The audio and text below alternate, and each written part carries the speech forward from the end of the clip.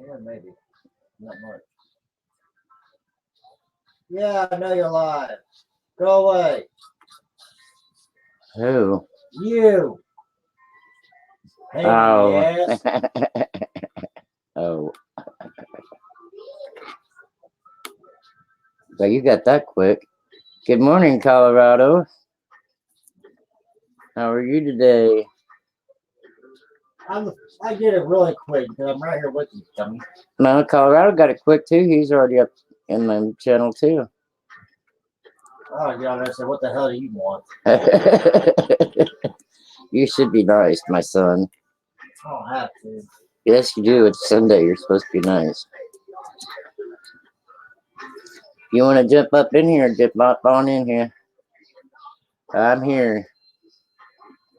It's not too bad of a day yet, I guess.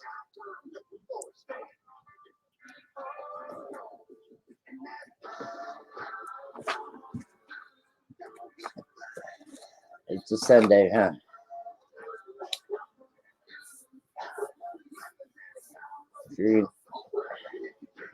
I just now got to notice I'm live. Everybody got it before me.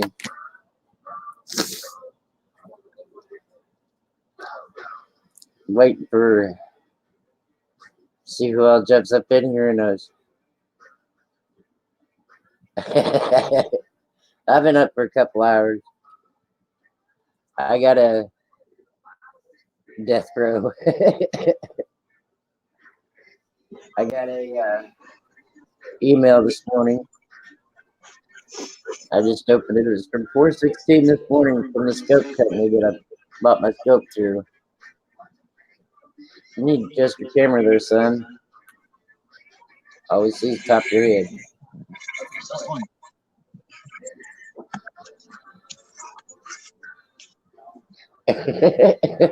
He left. Where'd he go? Oh, you gotta think, maybe move my damn phone. Well, just because you moved your phone shouldn't have knocked you out. Well, it did.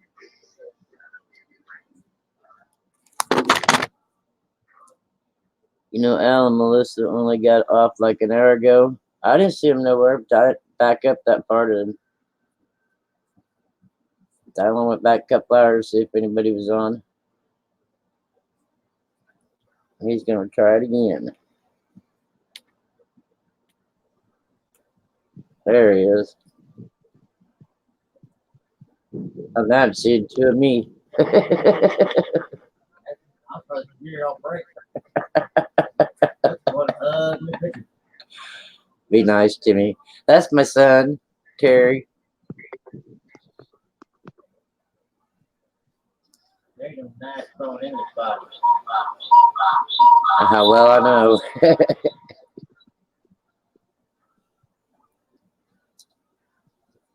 I wanted to read this email.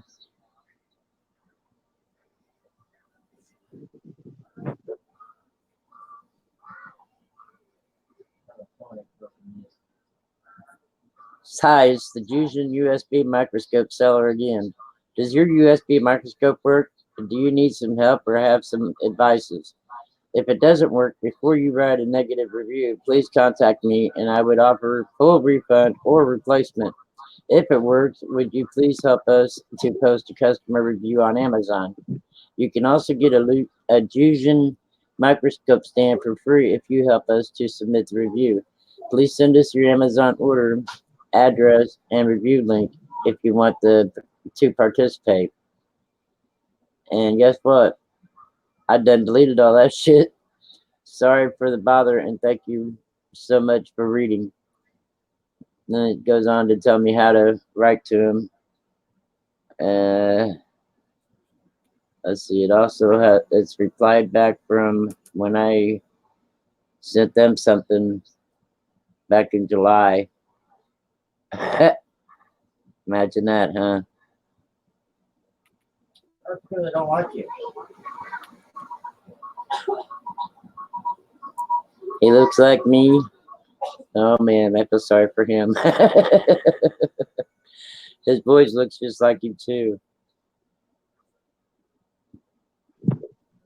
One of his boys had devil horns in the ultrasound when mommy had an ultrasound. No, you want to have one. You want to have one go cold? No. And real life. So I had 4 in here before I went to read the email. Now there's only 2. No one likes me But you want today. to have some with a pool. It's Sunday. You want to pool with the house? What? Hey, it's Sunday, football day. Oh, yeah. The football ain't on yet. Grandma and Dad, do you know where my towel's at? Yeah, you're not getting it. So go to your mom's room and throw your fit. I have a couple of stuff it has no do. I don't care.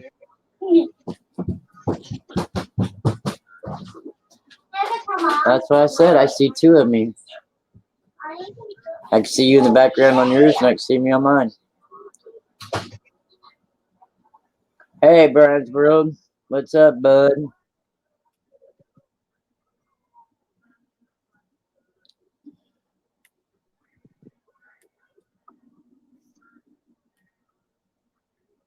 Denver and Broncos. They playing.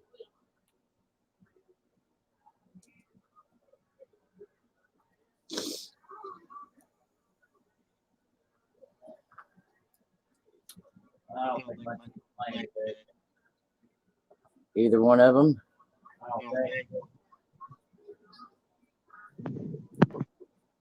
I don't know why I can hear you in here, but I can't hear you on the chat on the computer.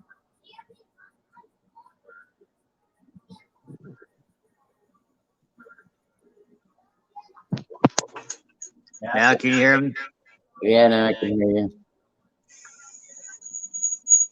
What do you mean too early? Never too early.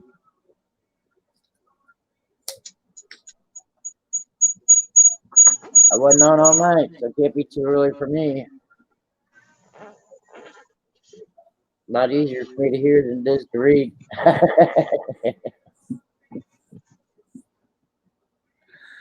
Any excuse is better than none, though.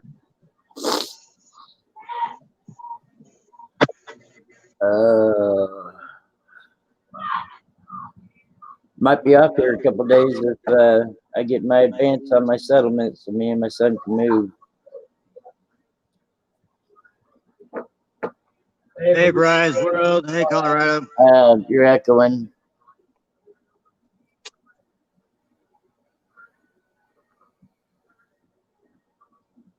I don't know why, but you're echoing.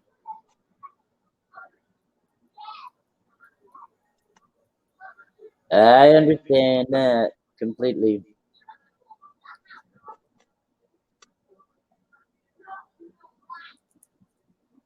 I like fresh air. I'd rather have the windows open than have air on. And I pissed the daughter-in-law off when I did that the other day. Oops.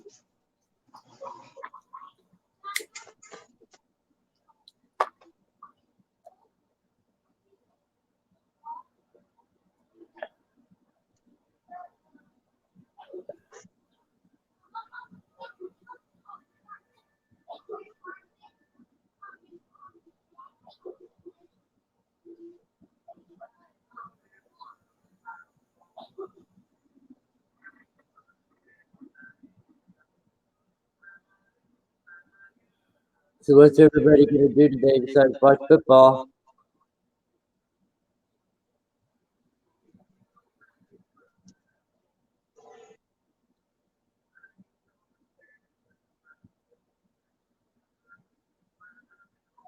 Yeah, I seen that. I went over there to one there. Somebody said it was a potty break, so I must have fell asleep in the bathroom. I only stayed around for a few minutes. It didn't show up, so I left a comment and left.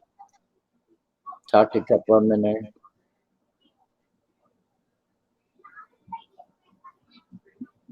Yeah, same way here. So your name's Brian too, also. Or Brian also. I don't know why I said two also. Wake up, Brian.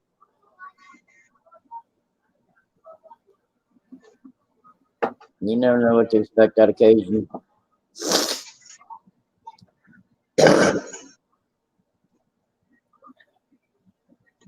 I just want to start saying Brian 1, Brian 2. It's me, Brian 1 and Brian 2. Can't do that.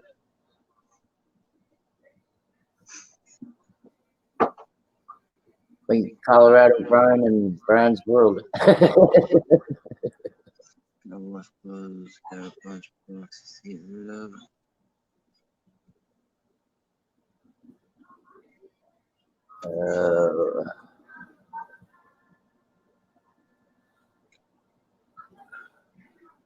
I need to wake up or go back to bed. Maybe I'd wake up to someone come in here and talk to me. You got wash clothes, got a bunch of boxes to get rid of. Send them my way, I gotta move.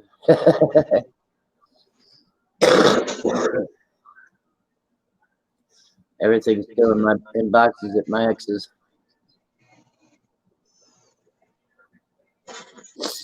Yeah, there's a bunch of Brian's on here.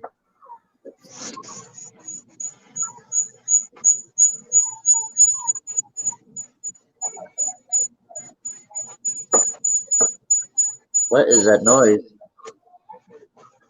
Coming from the back.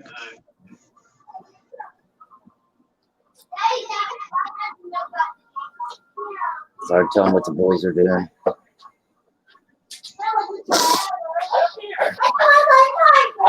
Oh Lord, no, you can hear mom and son fighting.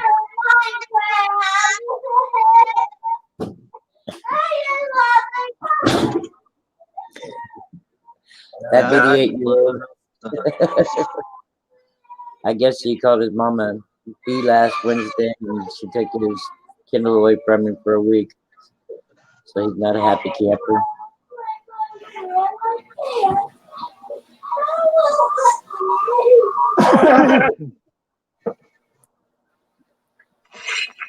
You think he'd learn one of these days?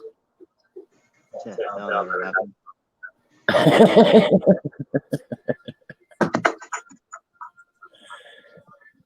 Yeah, boys has been awake for several hours. I suppose Jake and Dale's throwing a fit because he can't have his Kindle. A rider came up here a while ago and asked for his, but I told him no, he didn't throw a fit like that.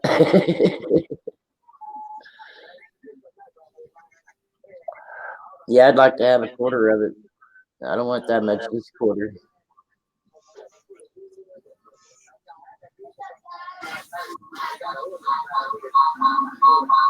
They don't know what it's like to play outside where they lived at before they moved here. They wasn't allowed to go outside because everything that got torn up, they got blamed for, even if it was torn before they went out. So since they got their Kindles, they don't play with any toys. Oh, I know. Everybody likes to come in and learn.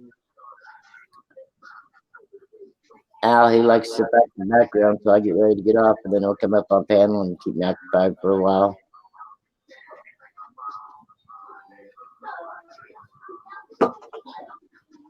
We got 6 now.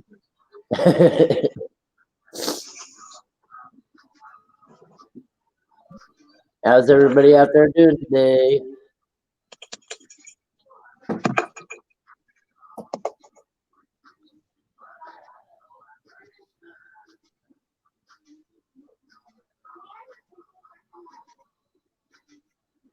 And they just like to look to see if they can learn anything or see if they're talked about or, you know, all that good stuff. They give me view time. That's all right. Hello, Ink Man. How are you today? Hello, Aikman.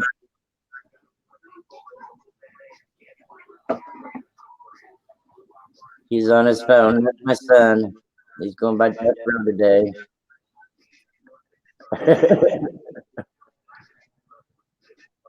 He's accepted as dying, but I can't accept it yet. It's just a matter of time. Yep.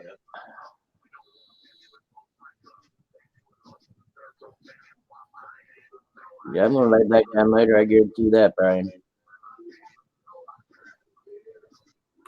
I can get my notifications out of my way here so I can see chat.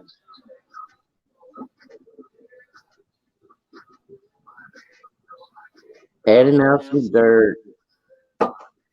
I'm supposed to be getting something for the boys.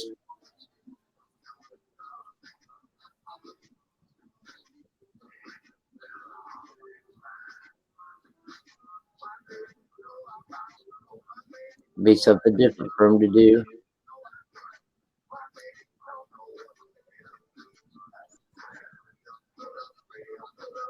I hope you find bats and lots of gold. I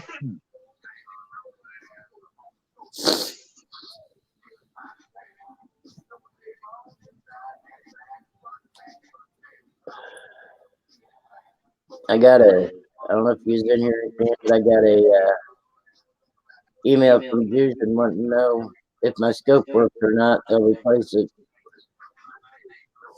But I got to send you all the shit I already deleted off my computer. So they're replying from back in July. Not a little slow, are they?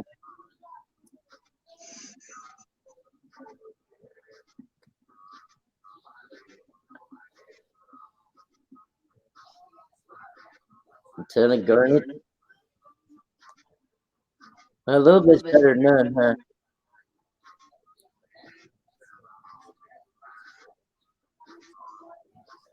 I can't wait to get the boys. It'll be my first experience also to do it with them.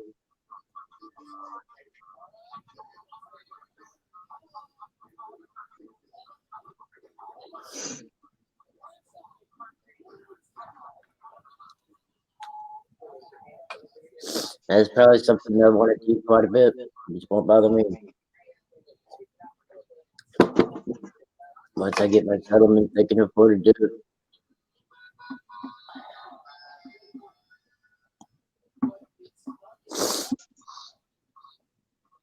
I gotta blow my nose. I can keep my there.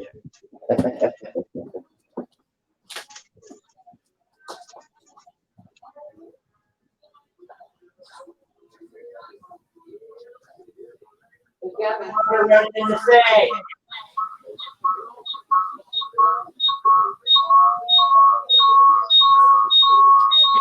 We don't know how to turn off the water.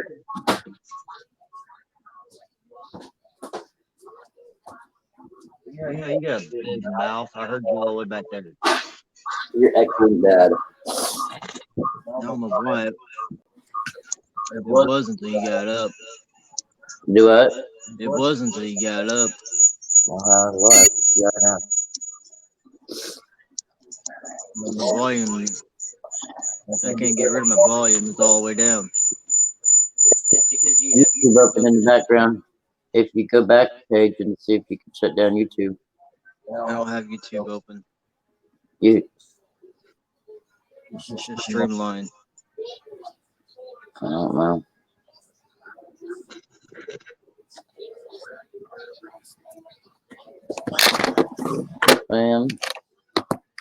Let's see if we can use the scope today for a little bit and see if it shuts down my computer. I'm bored. Where's it at? Doggy dog, where you do my scope? Oh, I found it.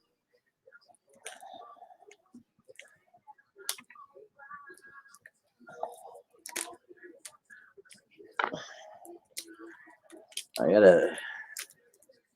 lots and lots of opinions I want to rescope. And I tried to use the scope for quite a while, so let's see if it'll work.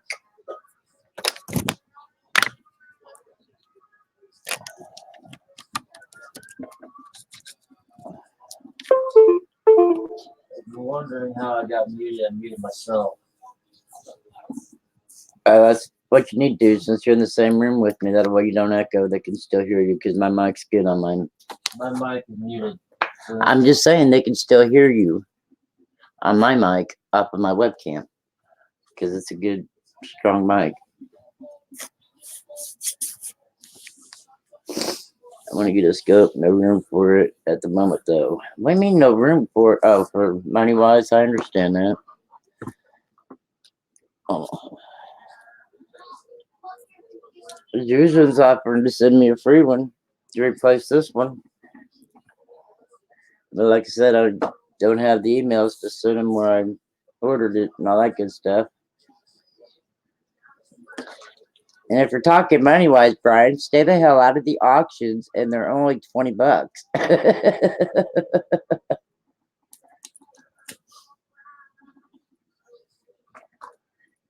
And shipping ain't that bad on $20. Hey, money goes in one hand, out the other. Yeah, I know it does in your world. You don't know how to save money. Oh, lately I've been doing a pretty damn good job. We didn't want to talk about that.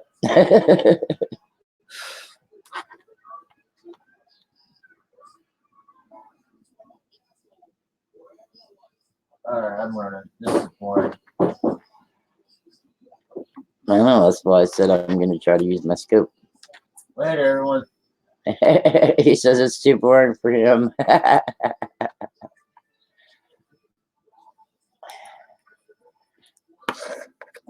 It'll work for a minute. Let's see how long we get it to work.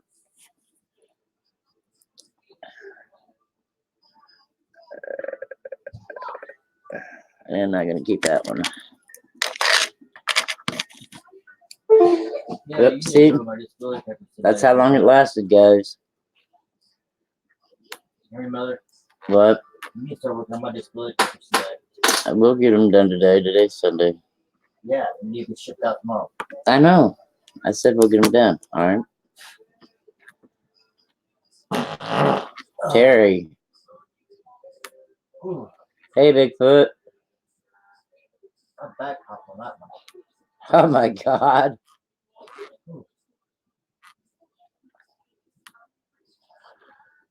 That felt good. Money and space. The scope doesn't take up that much space. Yeah, that's what Terry was just talking about, getting his disability papers that we finally got in the mail filled out.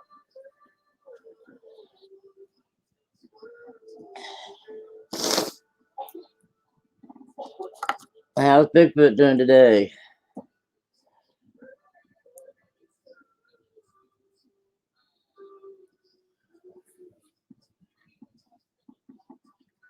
Oh, that's too much light on mine. There we go, that's better. I have to unhook the scope. It lasted for not even Jack, I need a cigarette. not even one side of a penny, and it freaked out. There's two left. And I gotta pack out my car. She's my fault. Back hurts now. Huh? Now my back hurts. I ain't never heard of anybody's back popping when they fart. It deserves to hurt after that one. You ever took a dump? That felt so good your back release from all the pressure? Yeah. That's a lot better than DoorDash. Hey, you're silly, boy. I'd rather be in a good mood than a pussy attitude. Hey, I agree with you. Big time. So, take a pick.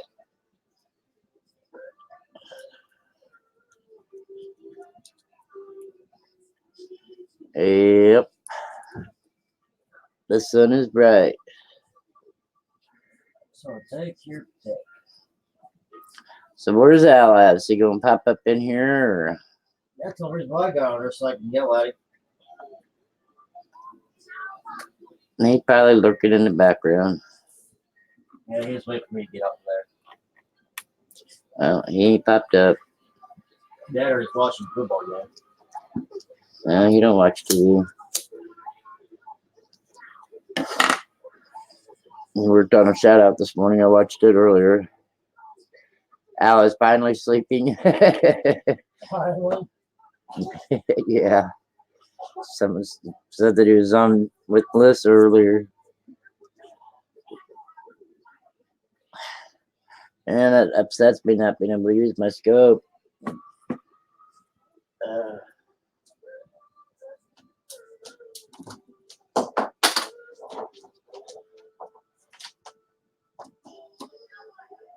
I guess I can look at him with my shooter eye, and if I find anything, I can show him.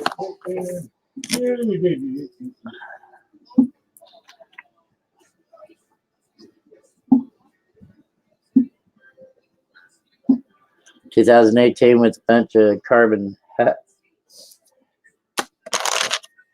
I usually don't even waste my time looking at the shields. Especially when there's too much carbon on it. That's all we find around here. Oh shit. Another 2018 carbon.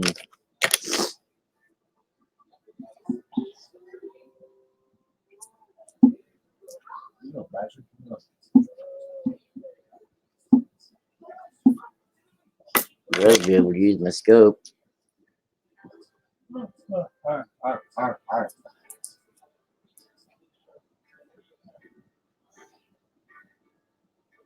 I might reply to that email from Fusion.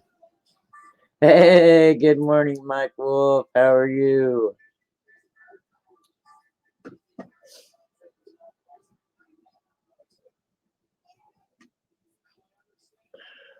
How's better half doing this morning?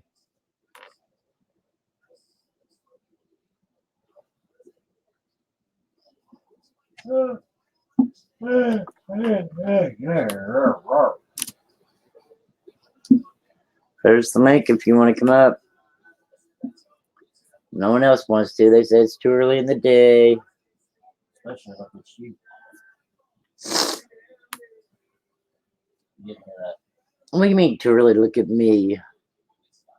Yeah, because it's a scary looking place to look at. It's right. They have to look at me whether they come up or not. That's why I ran. Well, you didn't run very far. I didn't see you get up off the bed or off the floor. Because I ain't moving today. He's giving me a hard time.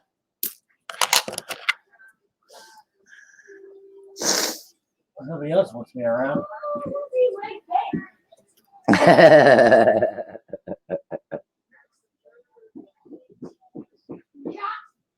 I was laughing at Bigfoot's comment, not you.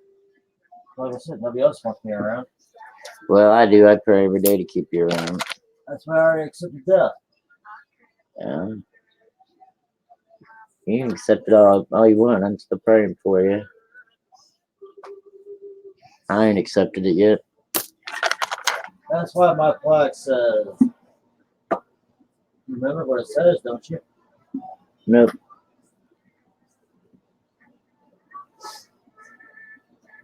Do I need to read it to you again?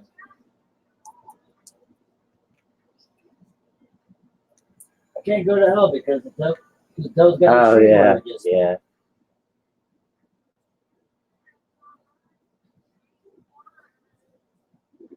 How can I go? The little bastard's got a restraining order against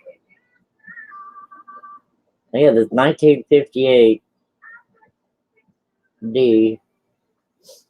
See if I can get the scope to bring it in, or the. I don't know if you guys would be able to see it or not. There's all kinds of diamond shapes and everything in it. Where's that little lamp at, Terry? There it is. Hang on. Get some light on the action. Maybe we can see it. Touch that fight. I'm taking the lamp. You're not using it. Put it back on fight.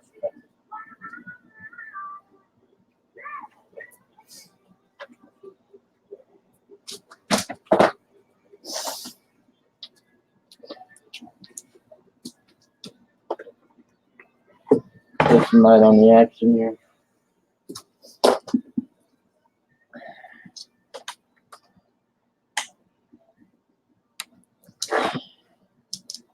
Maybe. Hang on a second. Let me see if I can get this set up here. Jesus Christ. What? What are you Jesus Christing about? It didn't have nothing to do with this.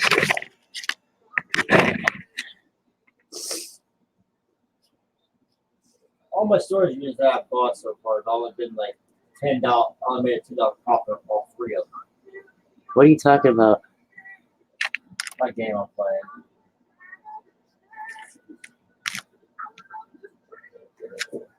In this painting is a bunch of diamond shapes. If I can get it to come in right. That may be too much light.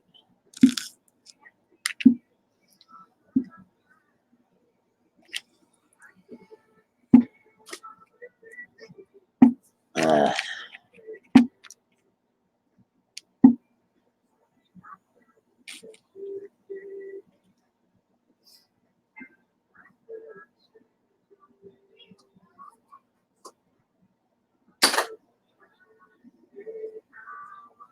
so all the nicks that's in it and everything are diamond shaped.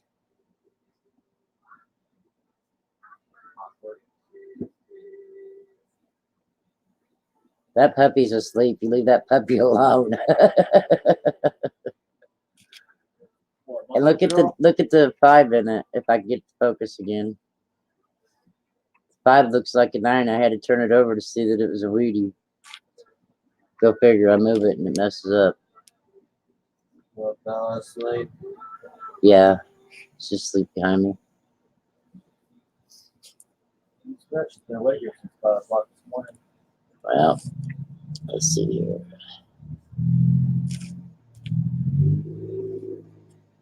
The date is what I'm trying to focus on now. So let's get my fingers away from the date. I turned the pin the wrong way.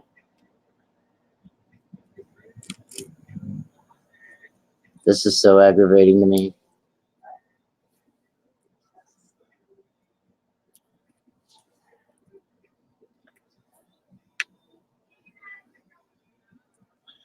They're going to focus on the date.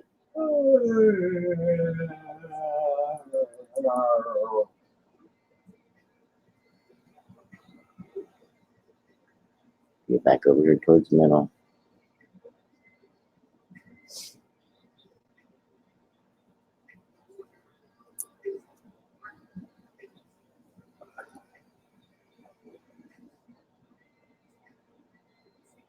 Anyways.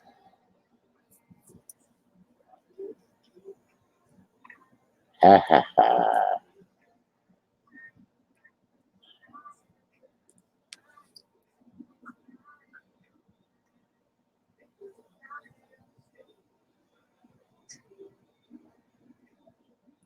Is it going to focus or not? I can turn it the right way.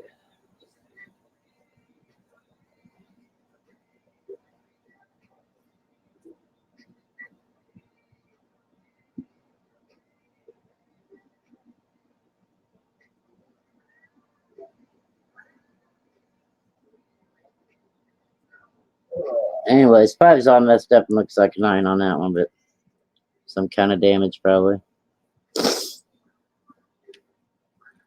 Look at the back of it.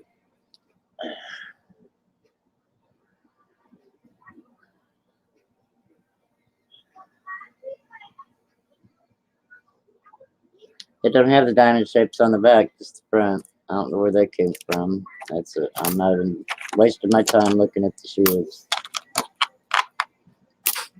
Check the coloration out on this one.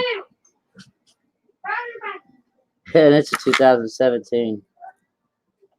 See if we get it to focus.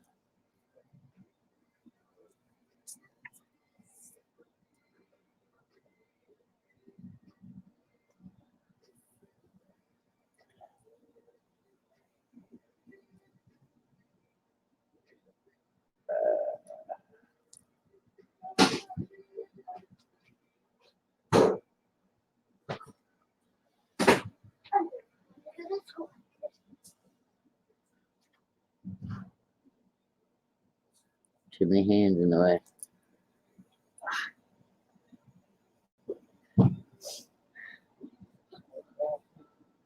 It's got some toning to it. Can't get to show up very good on here.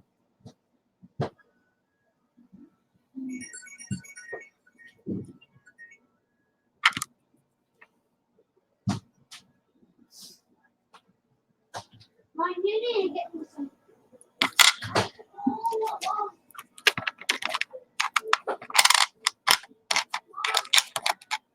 Another shield.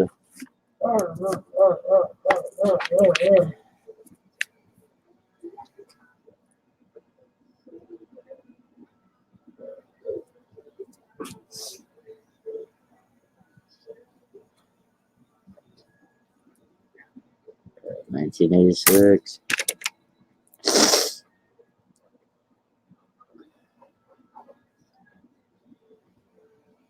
$2018. Looks like it's 20 years old.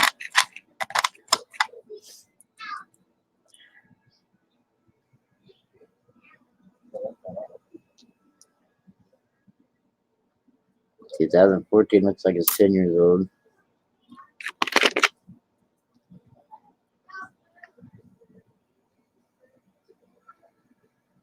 Uh, 1964 nickel. No mint mark.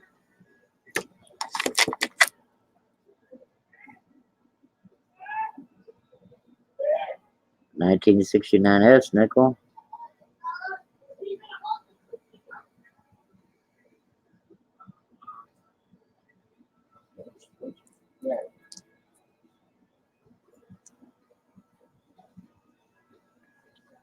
Michael Mullins. Hello, buddy. Can my tablet, please? No, Why? don't ask why. Just go. Because I said no. I can see my tablet's right there. I don't care. You're not getting it. I want to still at bedtime. No, at bedtime you'll be in bed. All You right. got a long way to go for bedtime, bud. I'm just gonna grab something to eat. Because I'm hungry. You can wait till lunch. You only got a few more minutes. You know what it takes a lot. A few more minutes takes a while. Kids, they just don't understand, do they? It's on there. Yeah, Mama's on. So, Grandma. Don't come back! Alright, guys, settle down. I need you to do marker time. Look. I need to do marker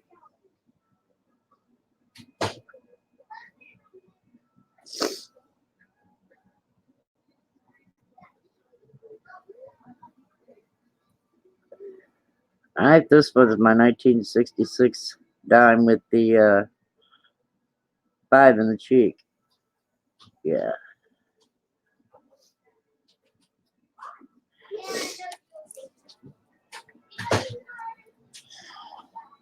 I did not play my stuff. I need to shut my mouth. Yeah, you need to learn to shut your mouth. You're I'm right. trying to do a 3 marker challenge. Back there. My bedroom. No, in your mom's room. You're not supposed to have markers in the bedroom.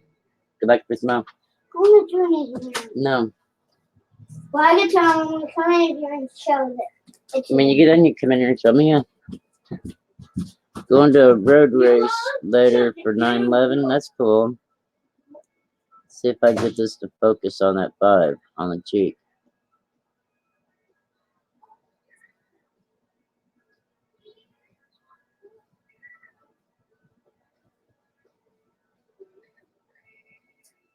Tried the scope. It lasted for a quarter of a second.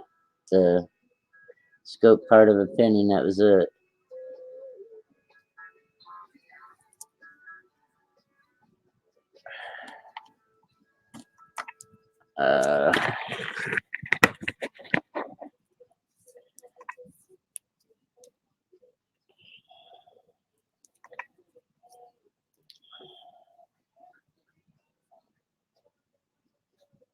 I ain't gonna focus on it. That's just my luck today. I'm gonna keep that one.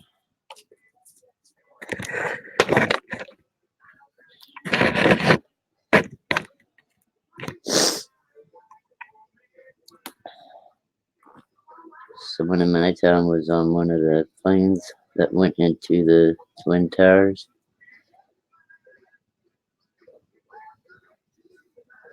Colorado says he's just sitting around watching football and drinking beer.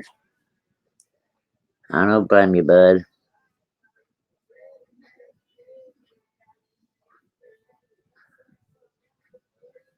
Well, I was wrong about that one. This one's the 66 with the 5 on it.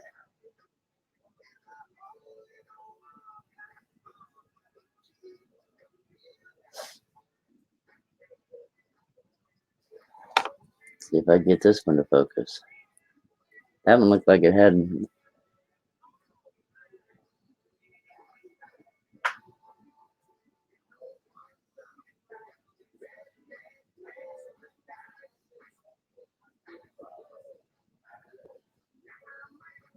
Focus, baby.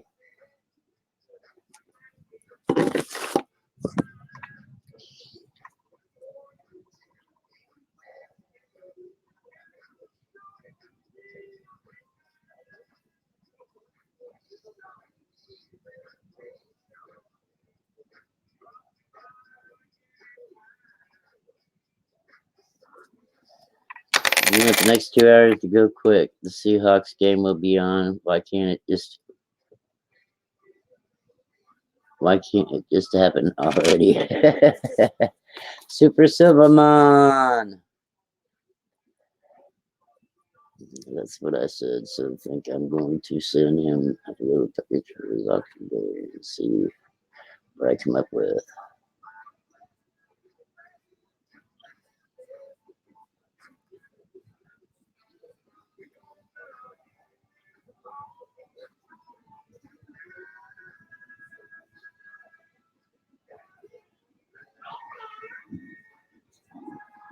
If that is the SMS with the V on the cheek, I just emailed Robert Lawson yesterday and he said he would co-sign mine on an auction and they sell for around 450 to 500 and he takes 15% commission. Thanks. I believe mine's the one that has the 5 on the cheek.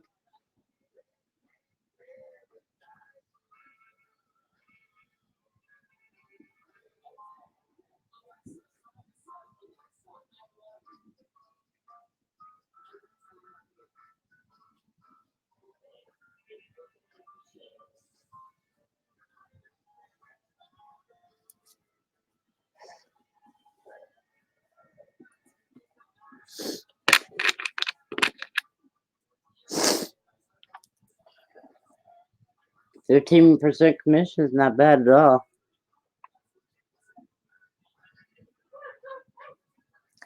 $19.74.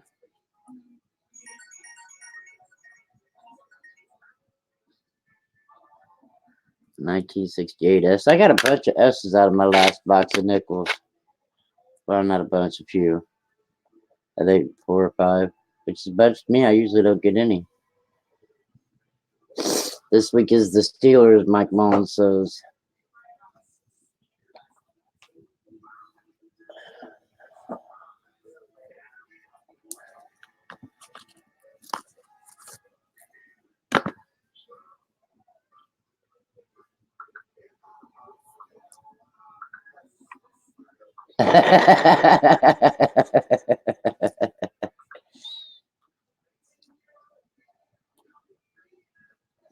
You want to come up, Super? I got an email from Juicer today that said they want me to make a reply on their scope, and if it's a bad reply, they don't want me to make it. They say they replace it if it's not working. But if it's working, they want me to make a good reply.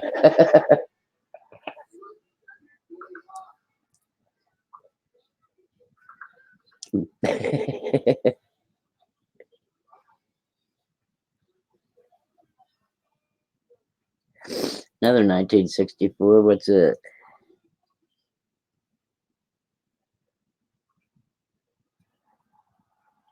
Oh, I think it's got about a polisher on it.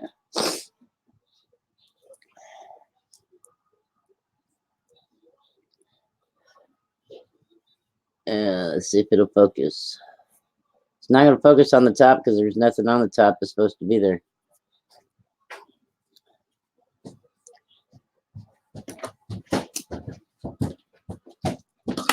They're arguing football on my channel. We got you drew Pokemon. No, this is Steve from Minecraft. Steve from Minecraft. Yep. You and your Minecraft.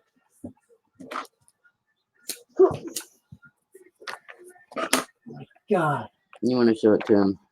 I can't show them this light. It's right there. They can see it just fine. This is $10 Steve. Buy me a hairbed. Yeah. Walmart. Yeah, he drew Steve. It's like $5 or $10 for a twin size hairbed. But Walmart now. Oh, yeah. Walmart's got it on Have sale. they seen it?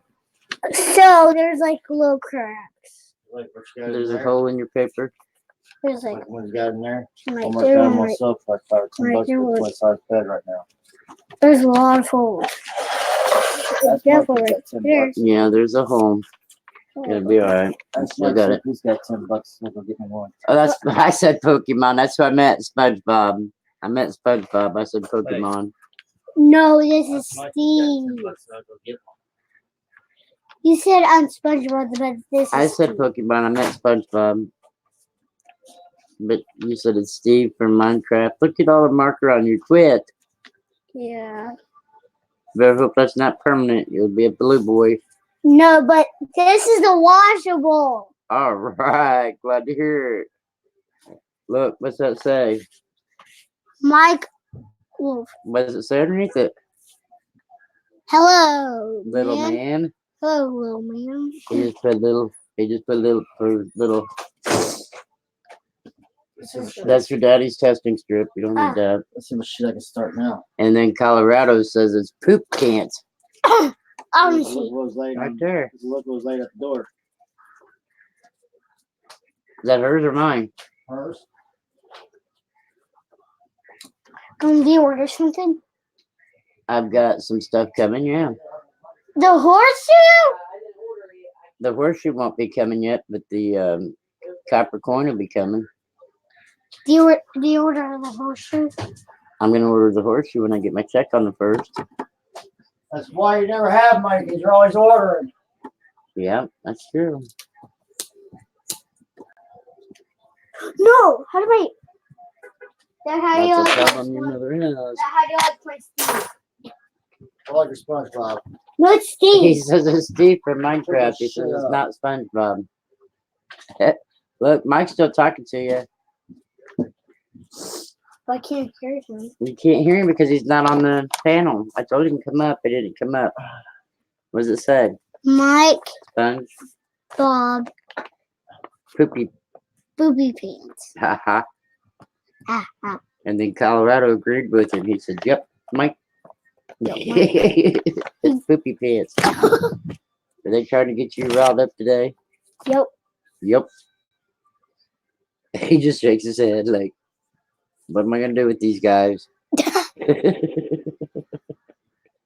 What you got to say? Booby pants. Poopy pants. I want to put that up there. They can hear you. You don't have to type.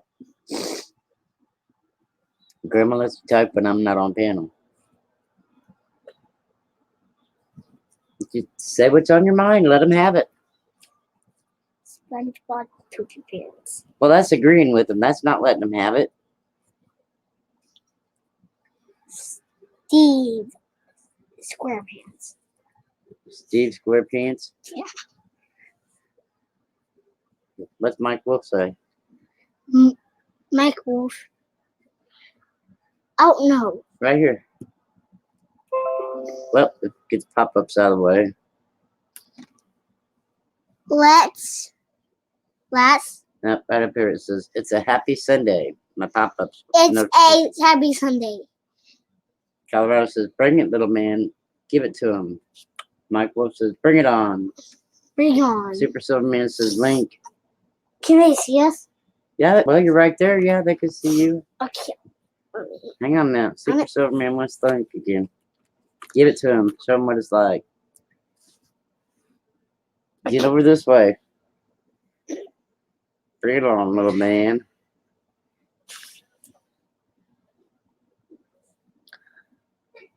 So that's what you typed it?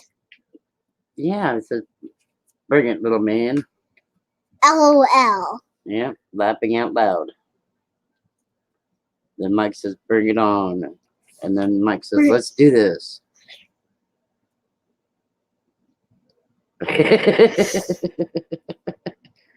I will say one thing about you guys. You guys did bring the bashfulness out of him.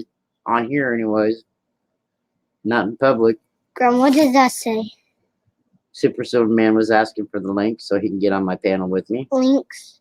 Yep, see, there he is. There he is. Oh Hello. my God, what's he showing? Is he I'm actually Okay. organizing what? No more giant mess nonsense.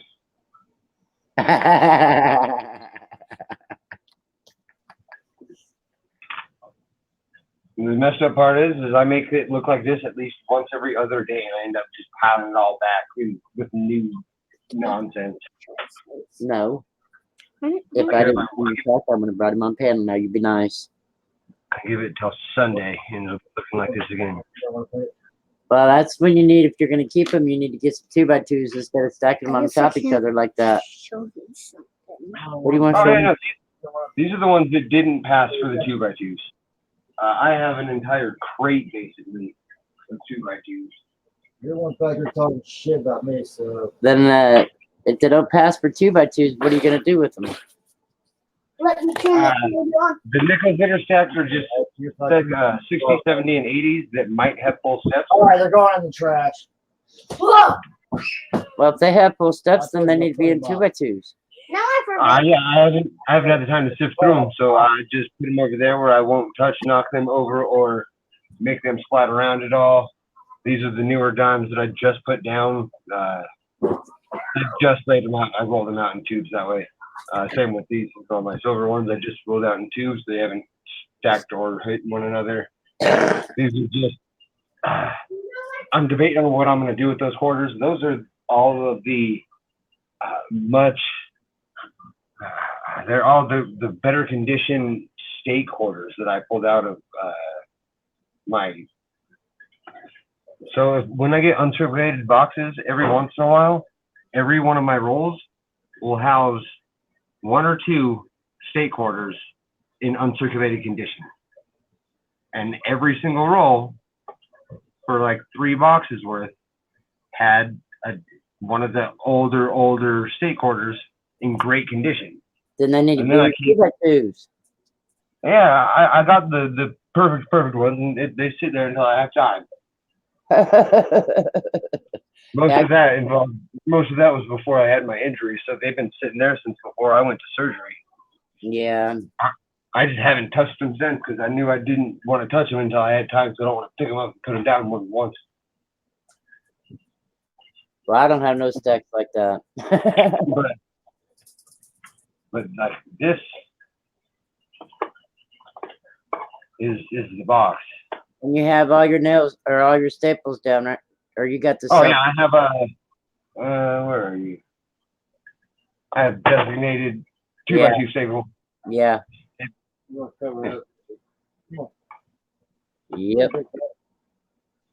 Come on. And I know these should be sideways, and they will be. It was just easier to keep them separated into the denomination stacks when I did this for the temporary storage.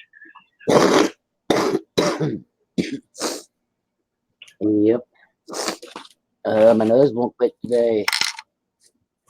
But I went through that roll of dimes, roll of 55 uncirculated San Francisco. Yeah. I pulled out some good candidates, but a lot of them have horrible strikes. Like depressingly bad strikes.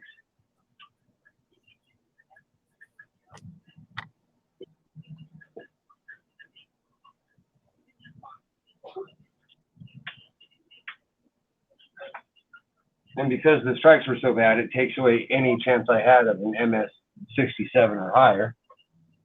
Because a bad strike alone is enough to drop you to a 65.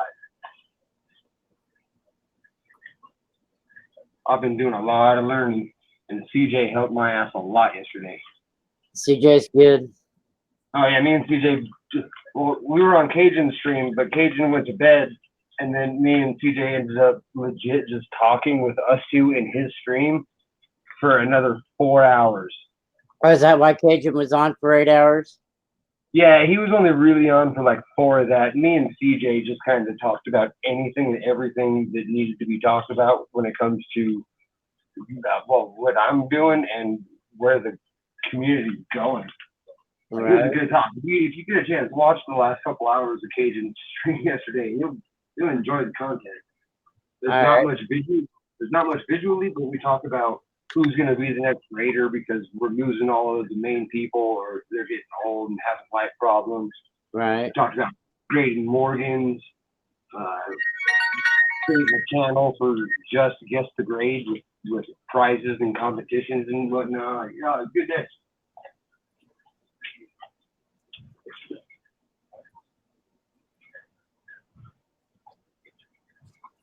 Dog, get your feet out of my back, please. Mike woke you up, didn't he? Yep, I heard. What?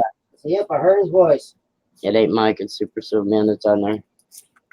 I was just talking about Mike put a comment on there about the puppy. He woke you up, didn't he? Did he wake you up? My bad. No, I'm not talking about you. Mike Whoop made a comment about the puppy a while ago. In the chat. We're not going to talk about him or her. Oh, and I agree, Colorado coin hunting. I do that as a form of forcing myself to save money until it's time with me, and then I spend it, or I turn it in. And it's actually helped me survive in dry spell times like the one I'm in now for a lot longer. That little extra change cushion.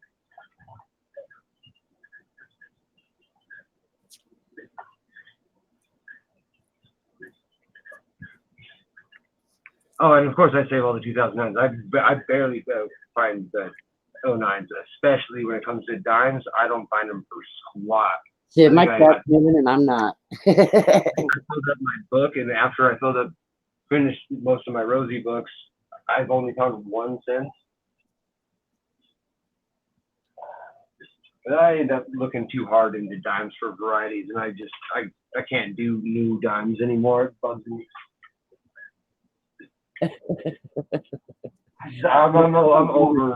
I'm over clad dimes as far as I can huck a box. I'm done with that shit. That stuff.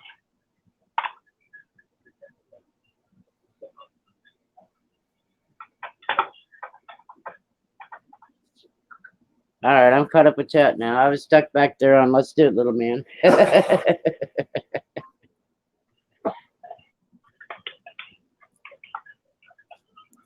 What do you want? You woke up, now you want to fight. Huh? What do you want? What? Oh, I don't trust you because you kiss and then you bite. See, that's my way of loving. Yeah, that's a wiry puppy, all right. Lulls you into a false sense of security. What do you want? What do you want? What do you want? What do you want? I'm gonna fight the shit out of you. Yeah, I like my nose. So I'm trying to get the burgers out. Be nice.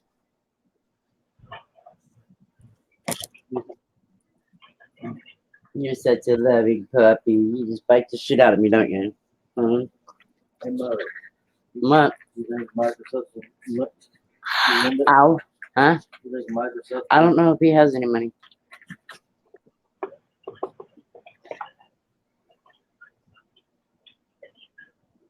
Get back behind my back and go back to sleep. Nope.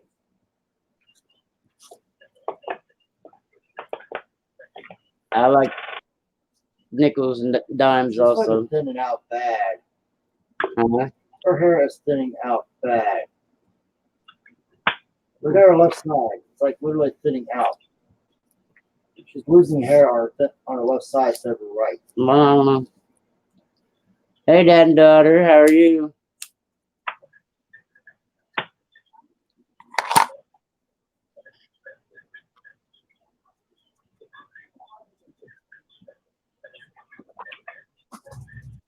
Now the dog's gone for a minute. Maybe I can look at this nickel I was trying to look at.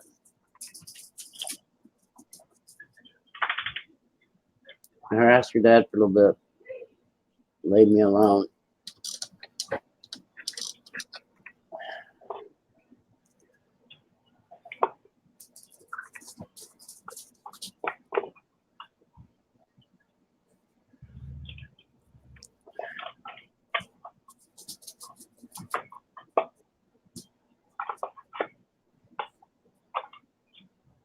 Same when I was trying to get to focus earlier.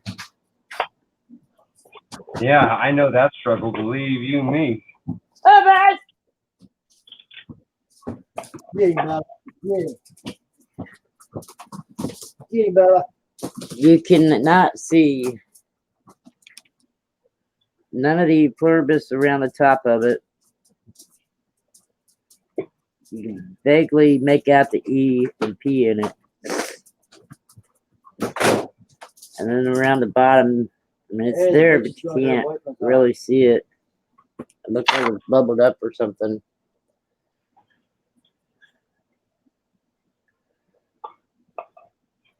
Now I'm out of staples to put in my flips, so in my flips I was able to get the focus real good.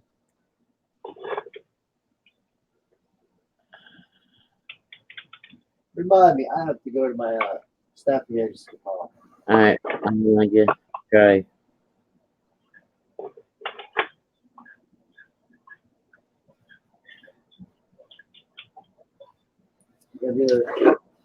God damn it! Turn that light off.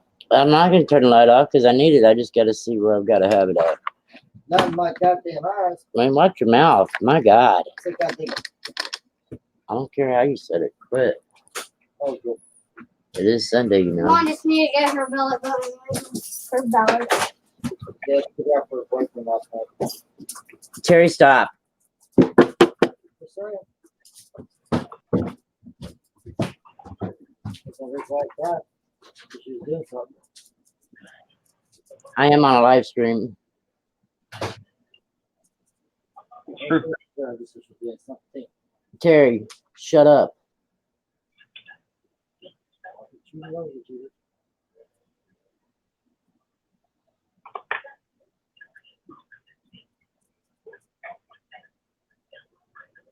It's trying to focus, maybe.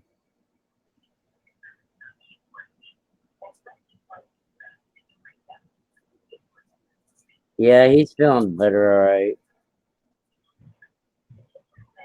Arguing with his soon-to-be ex. Hey, I'm just saying how she is.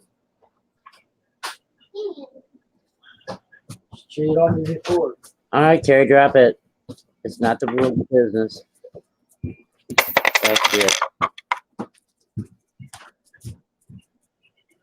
See, it's the front side of focus. There ain't nothing wrong with the front side. It's just the back side. What's that? Mom, can make me something.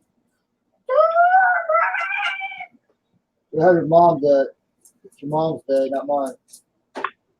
Oh, my Lord. I'm going to get off the stream if he doesn't shut up. Get out of the kitchen, Owen, now. Oh, yes, I can. No, thank you. Right. You don't make your own drink around here. You know that. I'm trying to get a cup out. You don't get up on the cabinets to get a cup out. I just got it from, You know what? You're only 6 years old. You're not going to argue with me. Go in the other room. I'm not going Go in the other room. I'm not. You asked your mom. Excuse me, guys. I'll be back. Sorry. You gotta love life. Sometimes you just bitch.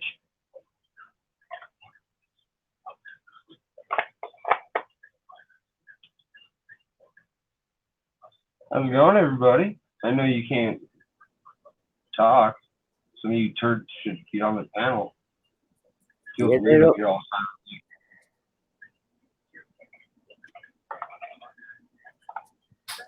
Trying to use your other hand as a background for the coin that usually helps the camera focus. All right, let's try that out.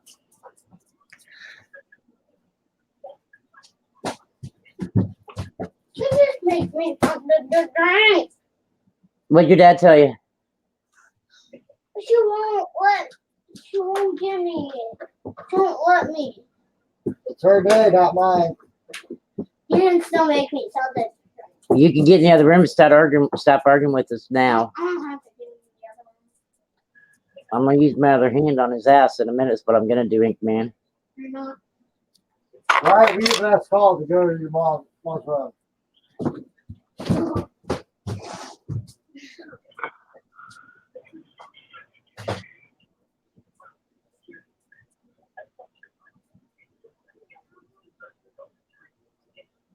All right, now I'm caught up in chat.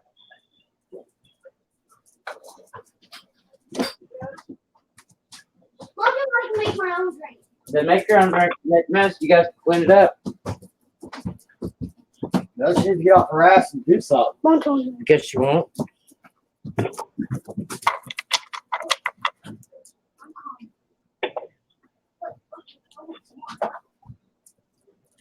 She won't come out of her room to do nothing for these kids.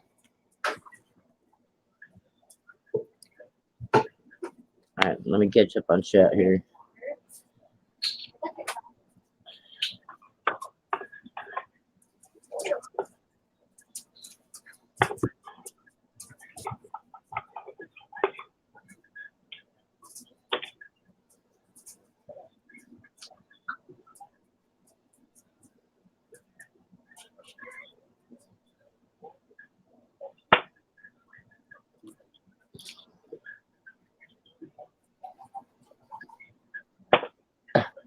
Bellamy, Stop.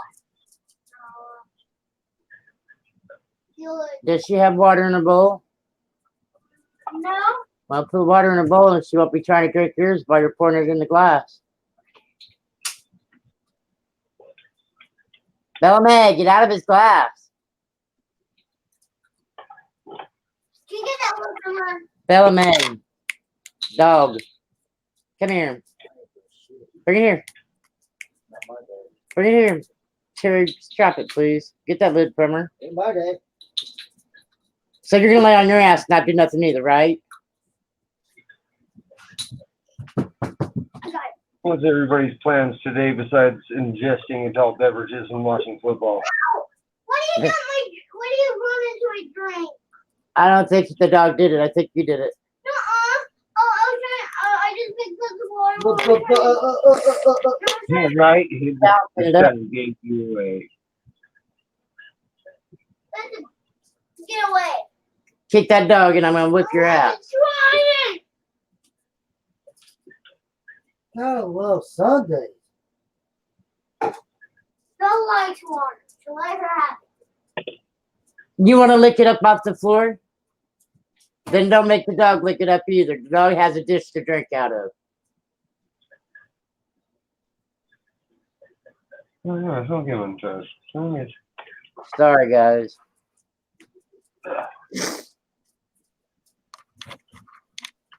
Yeah, it's gonna be around here sometime today. I can feel it coming, butt kicking time.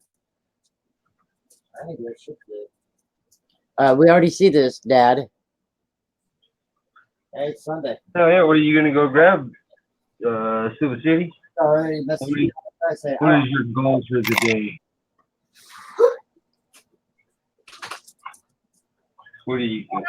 Quarters day, half day, dime day, Morgan day. Morgan day is always a good day.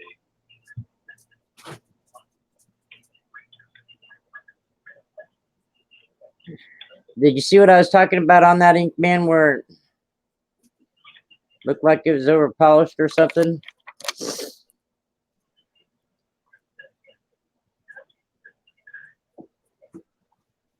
Can you make me some Kool-Aid?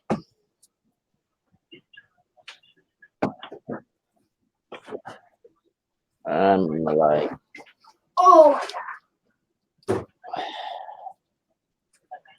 Tell them to go run around the block a few times.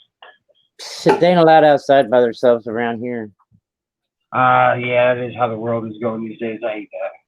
Yeah, when I was 4 and 5 years old, I was running around my town, but there's only 20 houses in my town. Yeah, we had streetlight rules that nobody ever followed, but at least it was there. You can't see the pluribus. You can't hardly see nothing. I can't wait to get this quick. Bella, go away. Bella, Leave him alone. Go like that. I don't worry about Glenn. I'm worried about you pouring this everywhere. Let go so I can get it.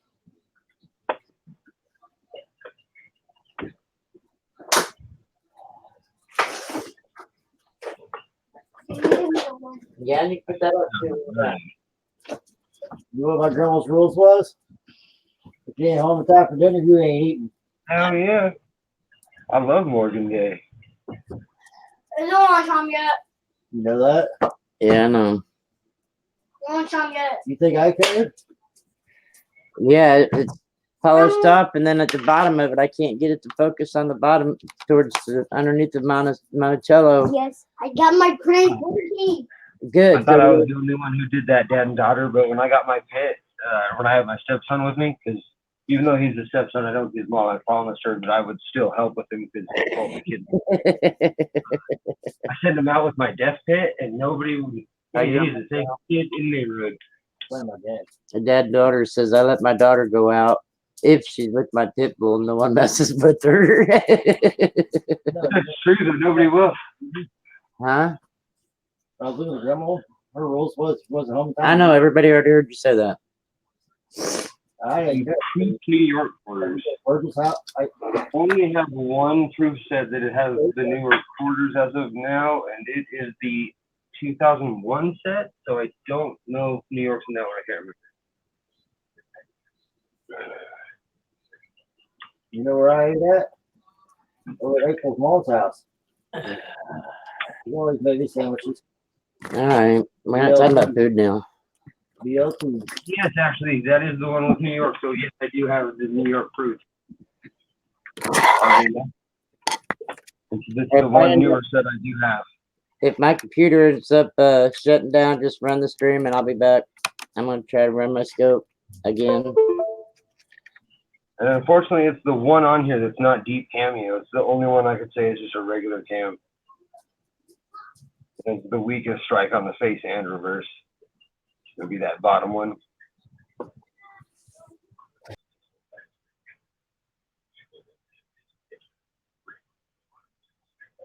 And this is the only newer set I have, and I got it because it was just like an addition buy to when I was out buying a 68, 69, and 70 set.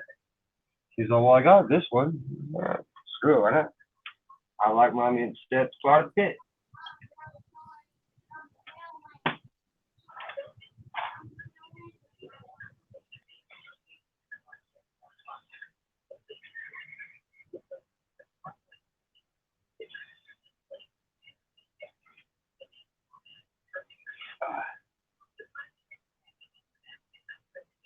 Somebody thought I was somebody else yesterday for the entire 3 hours we streamed together. It was hilarious.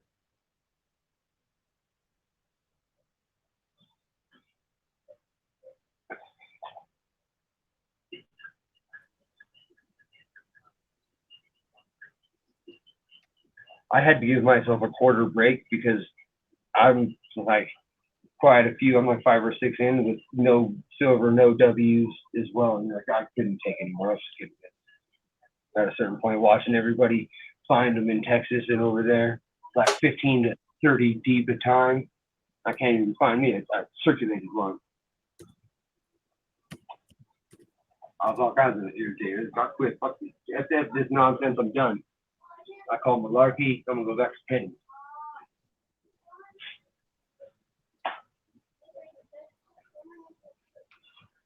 Look through my proof sets. Wow, 2 rows of solid silver quarters. It's not on too tight. Go tell your mom to fix it. I can't. Why? Because she didn't fucking do nothing for you? No, it's too tight. It was on crooked. Yes, it was. It was leaking. It was on crooked. Yes, it was. Go. It was leaking. I'm not arguing with you. Go. I'm not. I can be in here if I want to. Oh. I'm on a live stream right now. I'm not going to have you in here running your mouth. You're on a live stream with people who understand. Well, I don't care. You're not even with us, boss. Then go back there with your boss. She's not. Somebody gonna learn today. You gonna need my bones. He's lucky his mom's home. That's the Yeah. only reason why he acts like that. He acts like it doesn't act like that till it's time for her to come home during the week.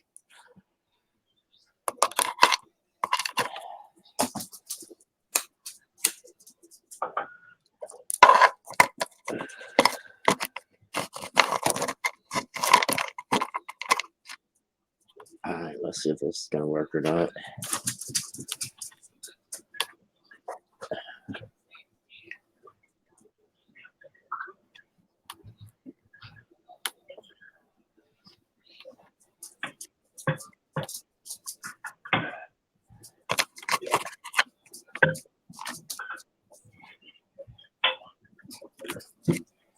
I got a email.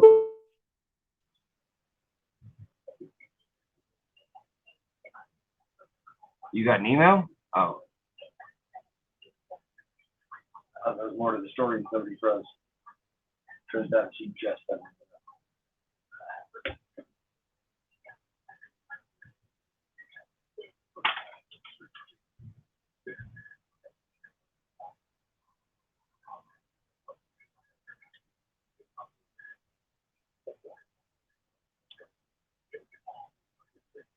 Oh, there is more chat. Turns out I got sick.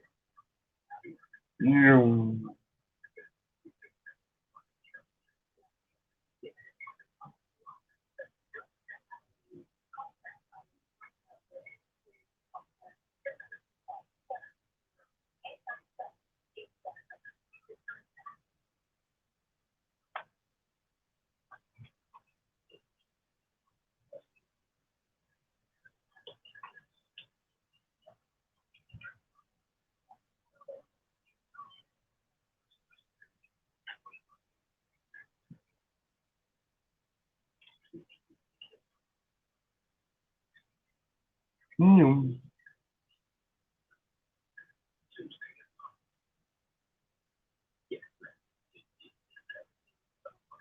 Right, they're retarded if they think they can get anywhere near there.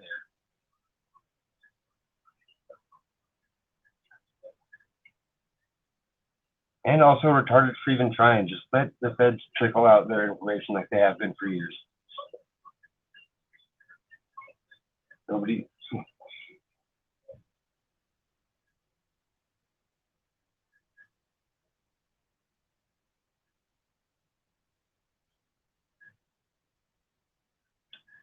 I'm pretty jealous. Get something shiny.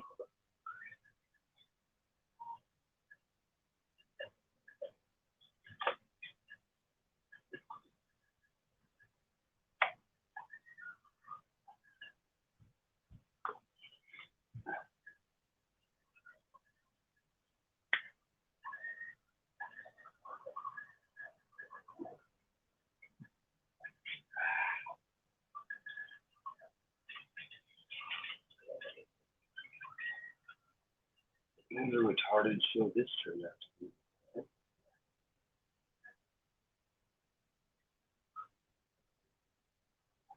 Our brain couldn't take that kind of stupid that was on TV, even as background noise.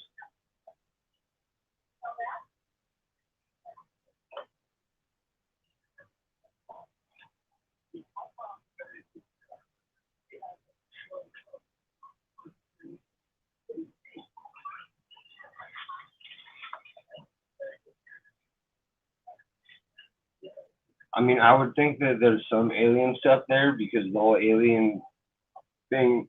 I watched too much pyramid documentaries to not believe in them good old aliens. Because if you watch a lot of, we're not talking Egyptians and aliens type stuff. Like the legit documentaries, there's some seriously unexplainable stuff that they find on random occasions that just go. It's too ridiculous not to think that that's a possibility.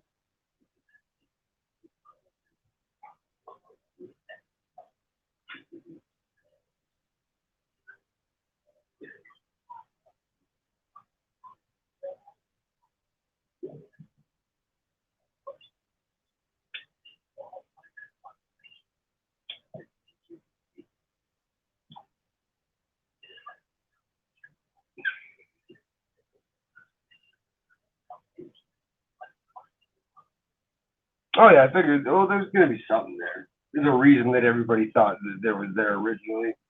I don't imagine there's much, but there's got to be a trace. I'm not saying it's raid worthy. I wouldn't try to fucking break into any military base. It just seems retarded. We had one that was supposed to be secret that has who knows how much retardedly secret crap around it. It just seems like a losing battle. I can't let anybody in. Oh, I don't know how to let you back in, Rhonda.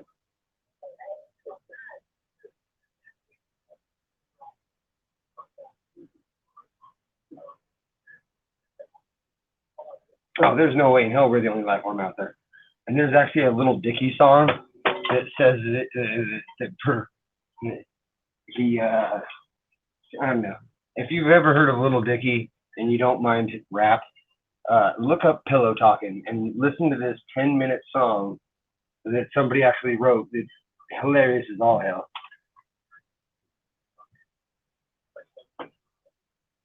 But in the end, he's like, well, bitch, I'm just saying, why can't Earth be like a small side project for this guy? Why do we got to be the only ones? He's talking to a religious person about aliens. It's a good song. Pretty funny.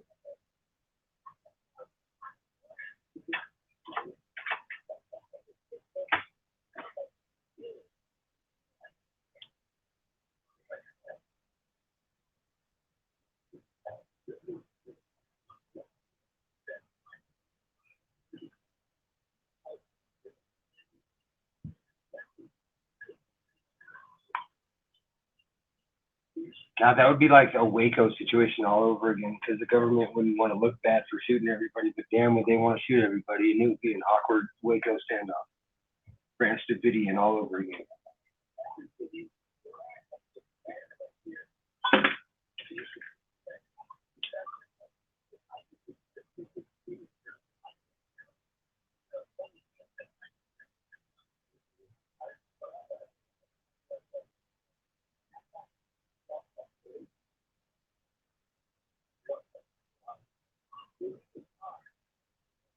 I mean, the end of your sentence is a little drastic, but do I believe they started the whole Area 51 raid? Yeah, maybe.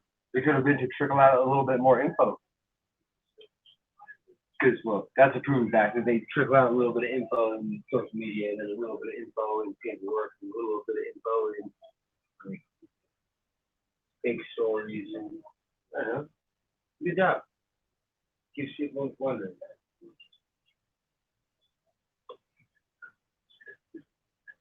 But I pay very little attention to it all because I don't really care about that conspiracy side of shit. I mean, it'd be cool to know, I guess, but yeah. I got my own problems in Silver to stack.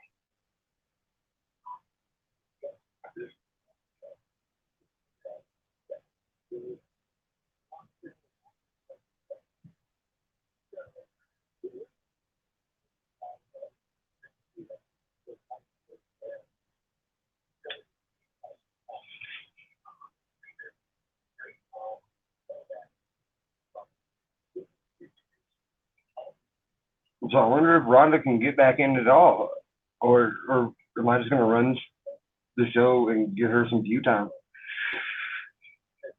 We packed 4 hours of view time into Caden's stream last night while he was sleeping.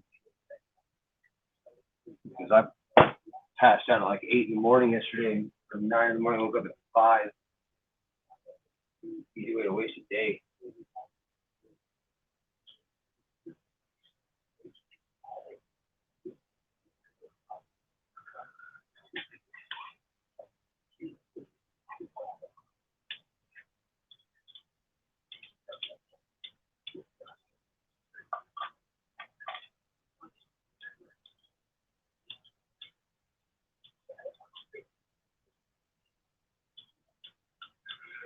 So I did find out last night, talking with CJ, that some of my questionable Morgans are not questionable. Where's the one? I didn't test that one yet. This is a good one.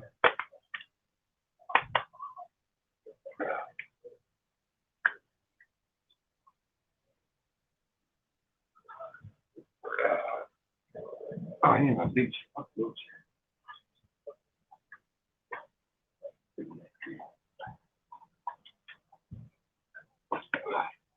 Yeah.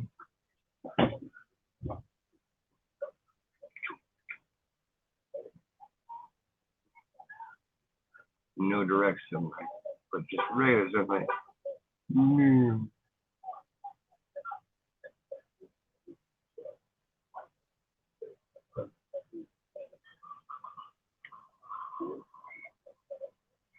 Right?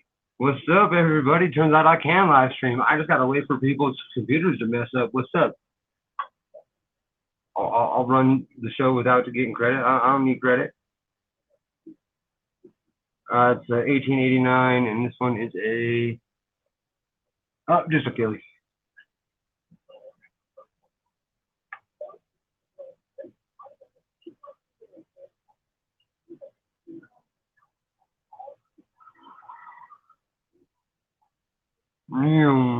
You ever wondered what a cartwheel is? It's that right there.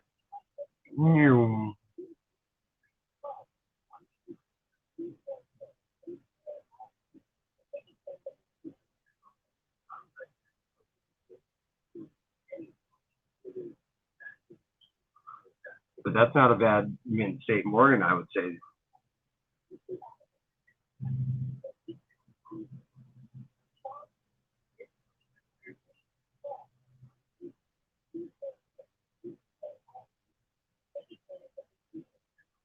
I have no blue making capabilities, man. I have zero power in this stream I'm running.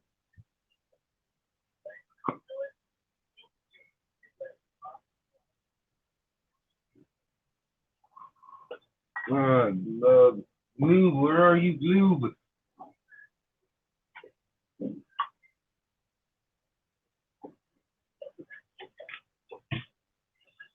I call straight shenanigans on this missing Gloob situation.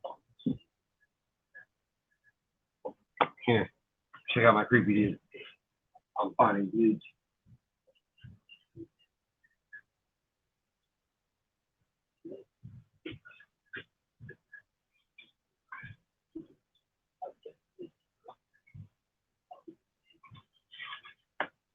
Hoo-ah.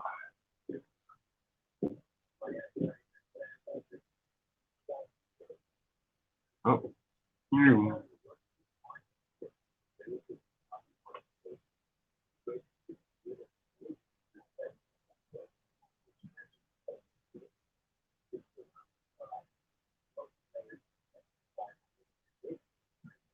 I agree. She's got some scuffs on the cheek, but I'm glad that she's not clean because these were so crystal clear silver still that it was a hard time believing that they could be this clear.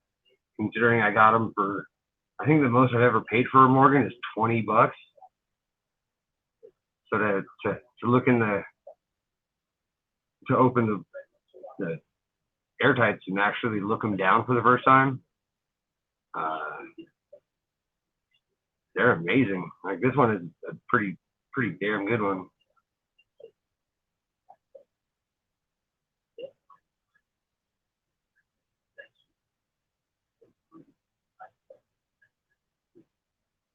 And it's got a little ding right there. I get to shine right in the inside of the right reed. Other than that, that's a pretty stout reverse. Other than this little spot right there.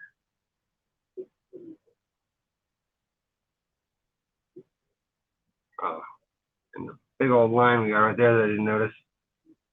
Could just be dirt though, actually.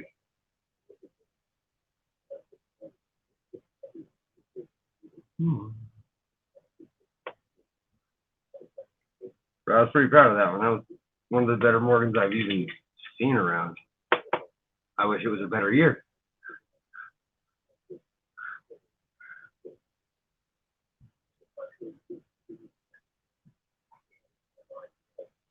Thank you for saying the grade right there. I've still never sent anything in, and I haven't held enough highly graded Morgans in hand. I am as well caught up as you could possibly be on every high quality grading video that you can find on this station here, YouTube. I have been through all of them, and I go through them about once a day, twice a day. Dr. G especially, because the way he does it is beautiful. And then he actually gives you a little bit of time to guess the grade after, he'll get a mint set, like a 54 mint set. He'll look at it on camera, he'll show you everything, and then he'll set it in, do a quick cut, bring it back when it's there, and then he has a little piece of cardboard that he cuts and puts over the front. And he gives you a little bit of time on his little viewport, because he's got like a shipbuilding loop, so it's like 8-inch around loop. And he does a small little cartwheel with it for a minute, and he gives you time to guess the grade. And his commentary is pretty good. He's actually a genuinely funny guy. He's easy to listen to. I know I've been plugging him a lot lately, but it goes on topic every time.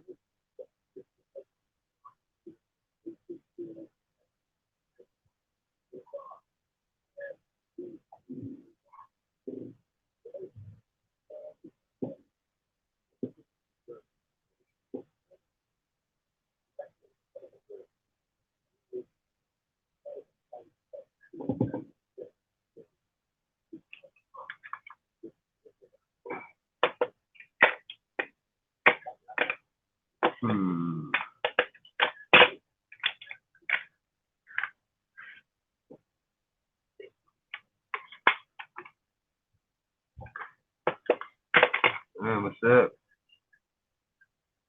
I gotta get an ear type for this one.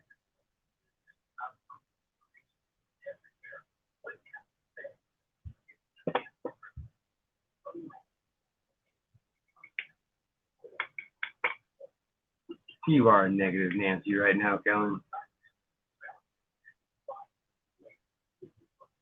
You should turn into a positive Pete.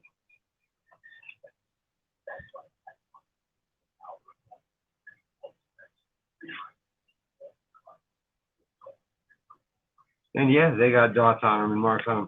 Why? Because I ain't got money for them not to.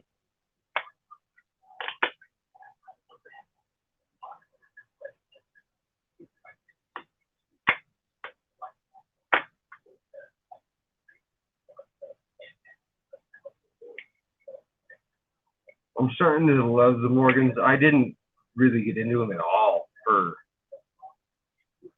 even quite a bit. I didn't even pay attention to the ones I had accumulated just in big purchases until, well, like a week. Being honest, like 2 weeks ago is when I finally started paying attention to the Morgan videos and the van varieties. And like, all right, I'll go see how many Morgans I got. I got like 2 or 3. And then I looked at it and I had like 7 or 8. And that's all right. Turns out I did better than I thought. Let's look through these.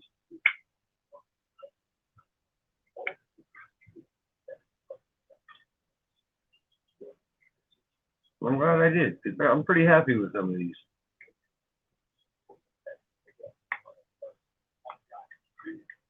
And this one right here, I know is scuffed up more than most, but from the studies I've done on the videos I've watched, the reverse of this at least. Go back to the screen.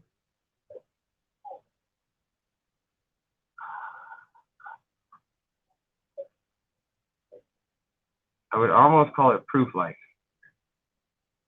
just because of how black the background is, just for no reason. Where's my other? I'm not touching it. I don't like to touch my Morgans at all, even on the side. Not like it matters, because most of these I pulled from a junk bin. Let's be real. It's just a personal thing. I don't like it.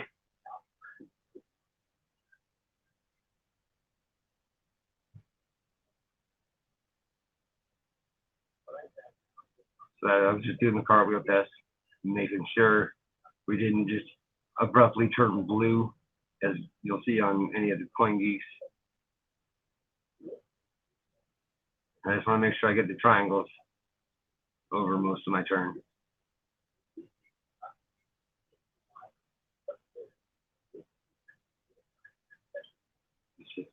I think the fields are so black, and she looks frosty almost because of it.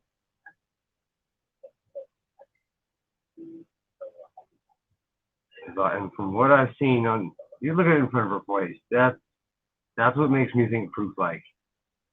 Just because from what I've seen, it runs pretty close.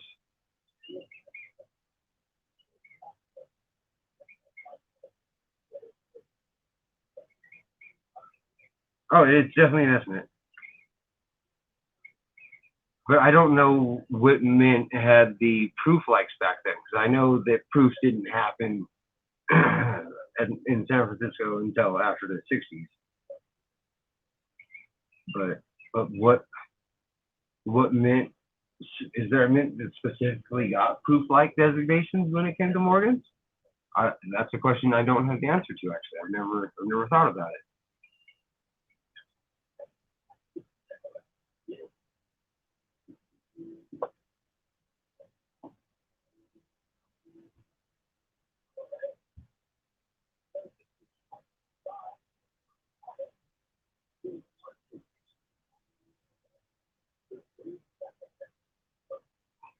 You sound so negative, Kellen. You sound like you're East Coaster for sure. I'm not trying to be mean by that, but people from Cali and Colorado and stuff, they smoke way too much pot to be that negative in the morning, talking about Morgans. It's just weird and unnatural. It's like you hate Jamie loves movies.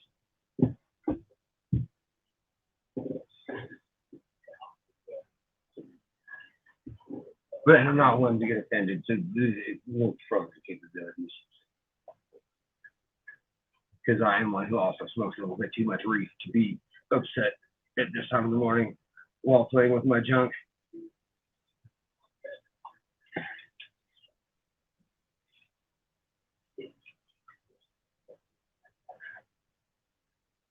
I agree. I didn't do too much. Yeah, never. I smoke almost enough.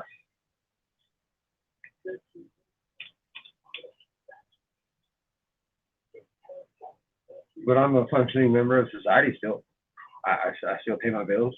I got a steady job. Well, minus my appendix exploding and giving me a hernia in the process.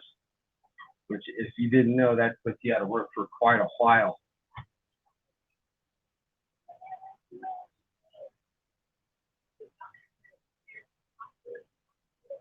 I'm still suffering from that nonsense.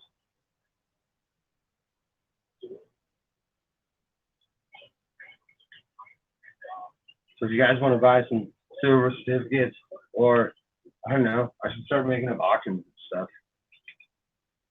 Because I have a fake Morgan too, it's right here. I bought it on purpose for a reason, to show people fake. So you're correct, but you're saying you have a fake one too. Mine's right here.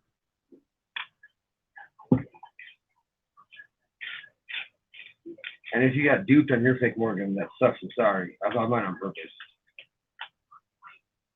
It cost me $12, if you're serious.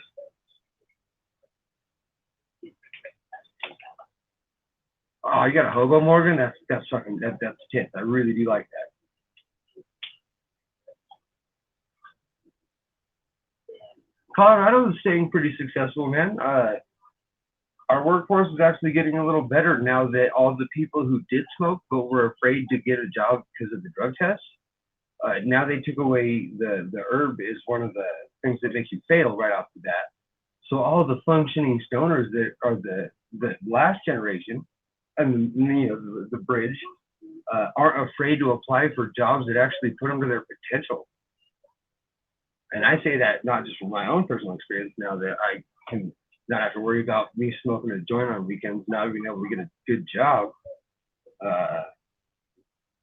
Oh man, it's awesome. I got like the fear of my working just went down drastically, just because I have insomnia and I smoke so I can go to sleep, and have since I was like 14. We're talking 16 years now.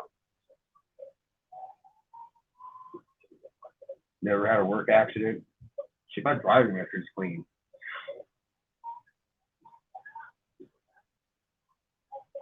But I do smoke on a daily basis. I am a daily smoker.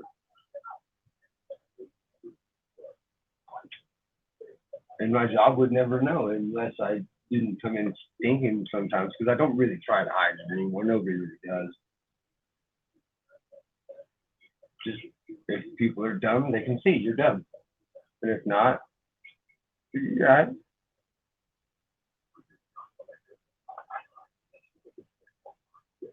That's awesome. You got it for $1. I wish I could have got that. Maybe I paid the extra 11 because it's proof, like, ha ha ha.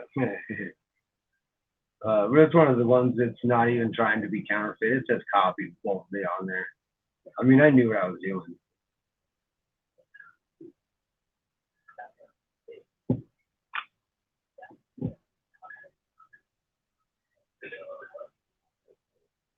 See, and I've been working at the same warehouse for 10 years, so it's not like I really had to worry about getting a new job and passing that UA. I walked into a warehouse when I was 18 and worked my way from temp to supervisor in 7 years. I realized I didn't like the salary option because I was making way more money in overtime, like really thousands of dollars a year more in overtime than that salary nonsense. So I decided to let them not let me be boss anymore.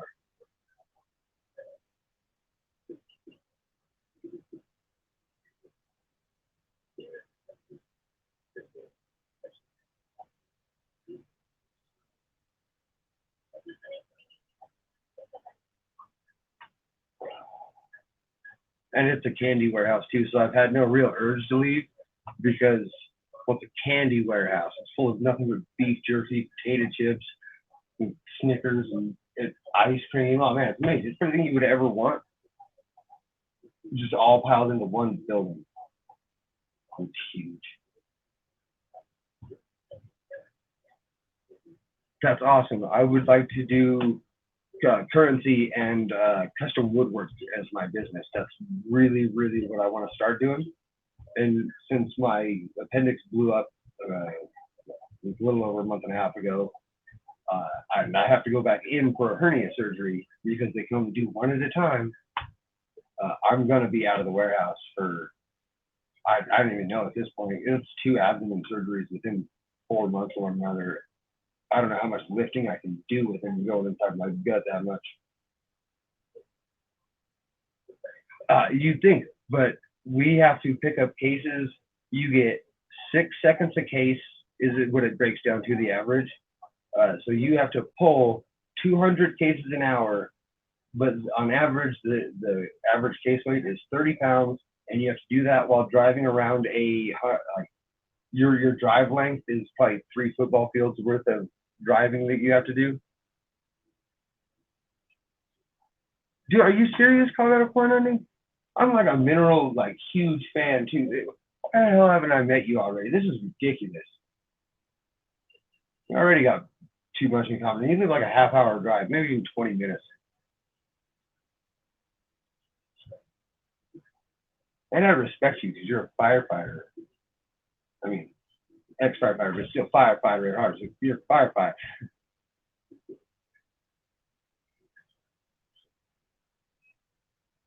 I want to see your story. Do you need an employee? I mean, currency and coins is literally my passion, and my record's clean.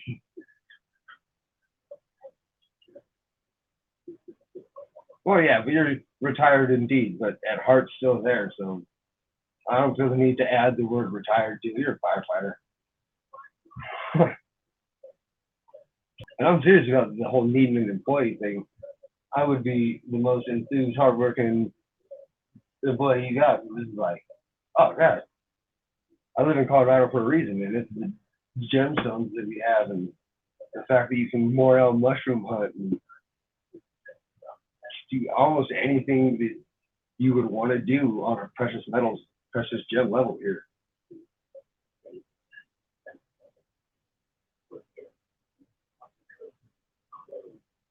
Where do you keep your inventory? How big is your home? Also, if you're adding gems and whatnot to that category, I imagine you have like rooms full.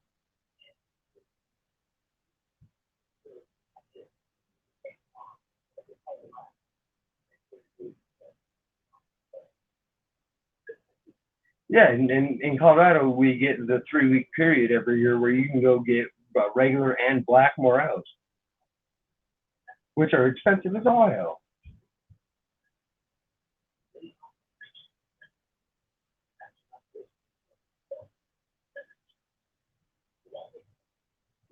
Oh yeah, we have a lot of garnet, and you will only find like slate gold. We don't get pickers. I haven't done much gold panning yet, but I study a lot before I dive into something. And I know that Colorado, we don't get the big gold.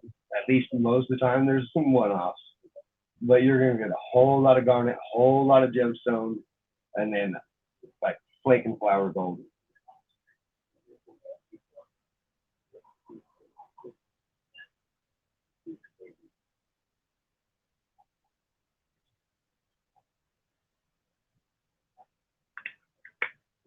Oh, and yeah, that was an 1880S, by the way, the one that I'm thinking is actually proof like.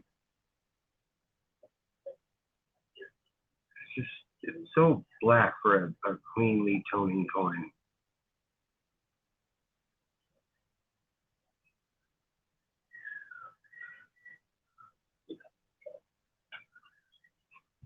That good old Pueblo dirt.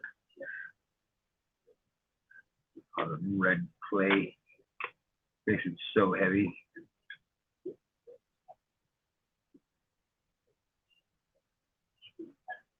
No, but I have a tiny bit of land up in Deer Creek, which is right up in Kim Carl, right past Red Rocks. So it's not very far. But there's a creek that runs off the mountainside, and the amount of waterfalls that come off the high mountainside that all fall into this same little creek that at most I've seen, well, during flood times, it gets kind of big, but on a regular day, the creek's maybe 2 feet tall. Maybe 3 in a deep spot. So if there was any at the top of any of those hills, it is in that windy est river that goes down that road, because in every loop, right here's going to be gold. Right here's going to be gold. And it does that all the way down the mountain. So if there was potential there, there's going to be a lot of it, because of how many choke points the weight would have to fall.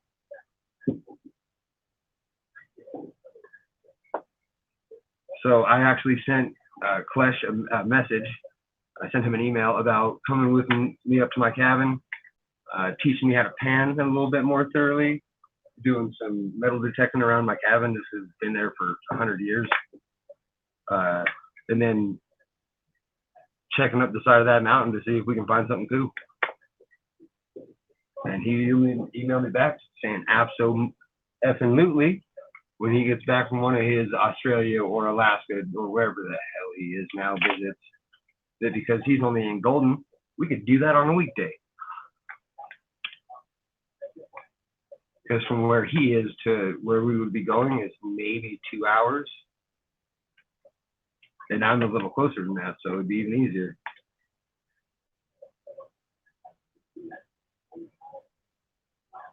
That's awesome, bro. That's so cool.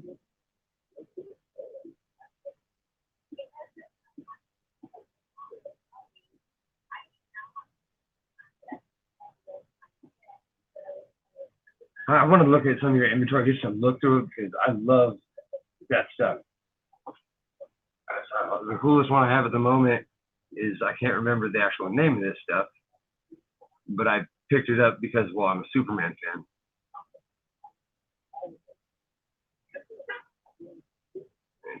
And this stuff, super duper crystally, actually. And if I were to guess what kryptonite would look like in real life, this is what I would picture.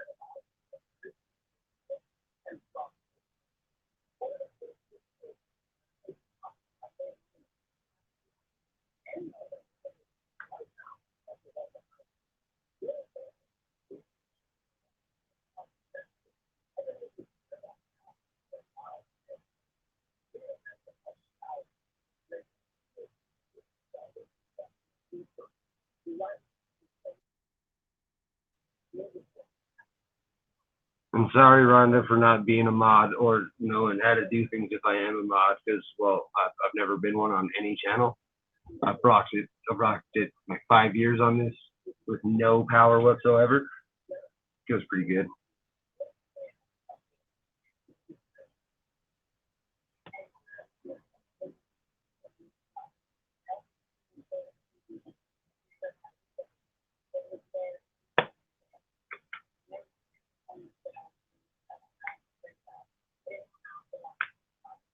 This is my first New Orleans minted coin. I mean, she's not very pretty. She got beat a few times. But it was my first one. And I would almost say that this had potential to be one of them stupid proof likes too. I have to open it up out of this dirty, dingy capsule because I don't take care of them. Yeah, I admit that. I'm pretty good at screwing with souls too, just because I don't really have an ego and I have a vocabulary that can cut deep.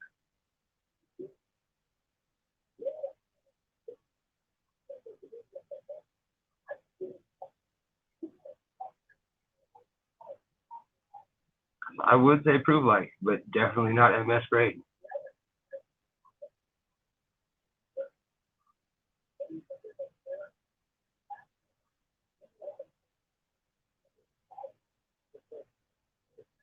Yeah, and it's only reversing hair because her face is definitely not differentiated from the fields.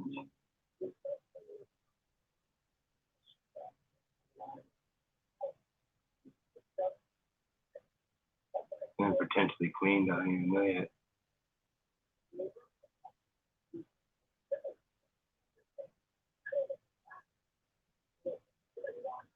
Yep, hitting the whole coin at once.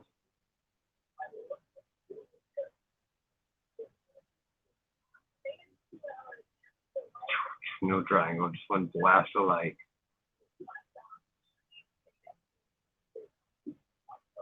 I could be wrong there, but I always thought that was the rule. Because I'm still learning this whole getting the Morgan cartwheel down on the clean versus not.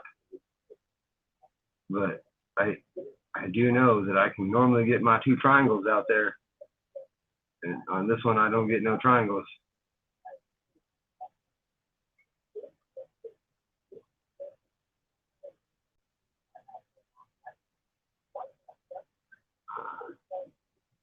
I didn't expect this one. I would never have tried to grade this anyway, so it's not like it bothers me. It's just me practicing, trying to get better at what I do. So it can be what I actually do.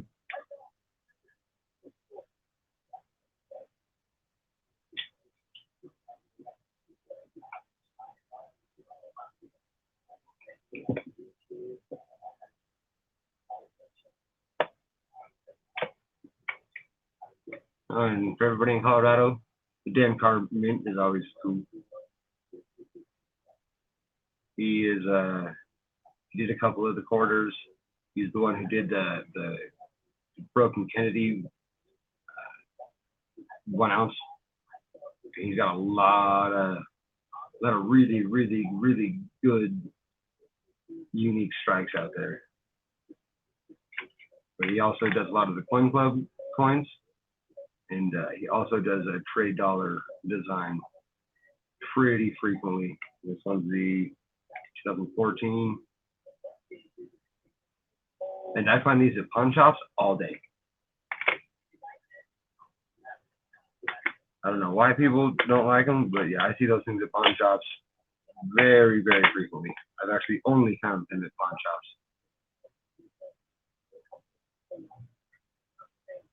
And they always come with his certificate of authenticity.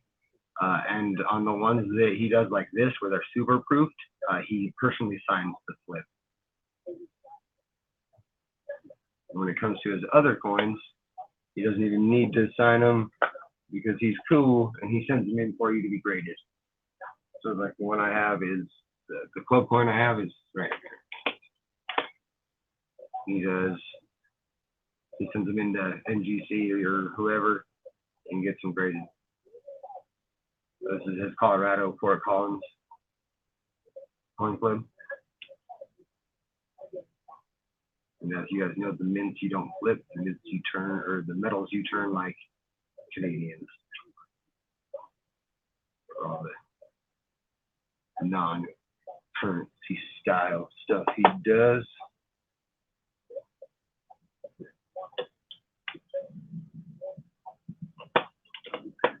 They're sweet.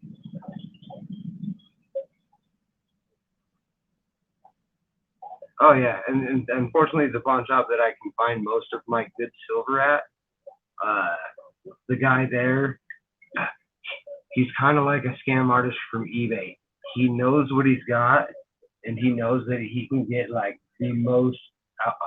Some of the stuff's outrageously priced, but the stuff that's accurate, it's the very top of what you would want to pay for it. So in order to get a good deal at anything, you got to barter with him. He's kind of a turd.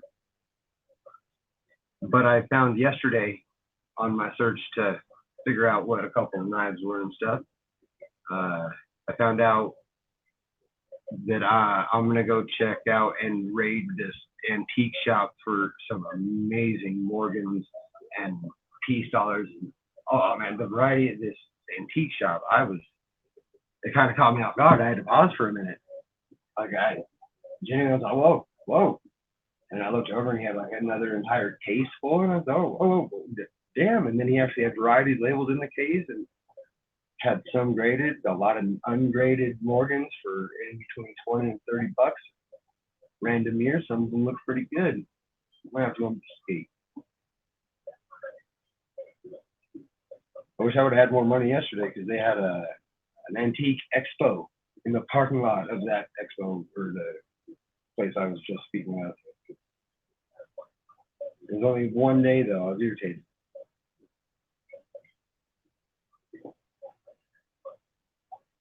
But out of an entire expo, nobody can tell me what that damn base or that dagger are. Nobody even wanted to touch it with a 10-foot pole and tell me anything. It's very frustrating. I'm gonna call Antiques Roadshow. How you gonna go to an expo of antiques where there's like 40 different antique shop owners? And they all tell you they don't know. It's a very frustrated day.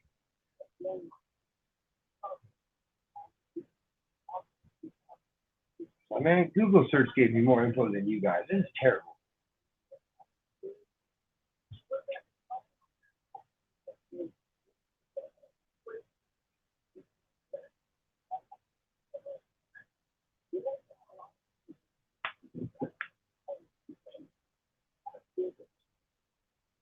Yeah, we went through that stack of 55 S dimes, and all of them have just poor strikes. I got one with full split bands in here, I'm pretty sure, but the front, it didn't have good enough strike. I wish it did though, because these were clean.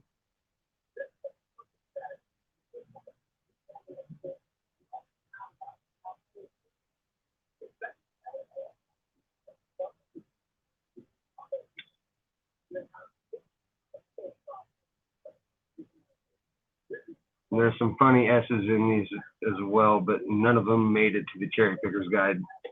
I haven't been on any websites to check for any of the other varieties yet.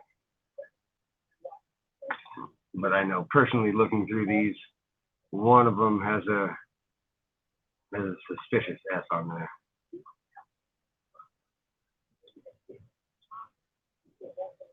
But this is that roll that I got the other day that was an entire roll of beautiful 55S, and the tube had this on it. That says 265. I genuinely kind of think at one point in time somebody paid $265 for that roll. I shit you not. I did not pay nowhere near that, because I'm not Simple Jack all the time.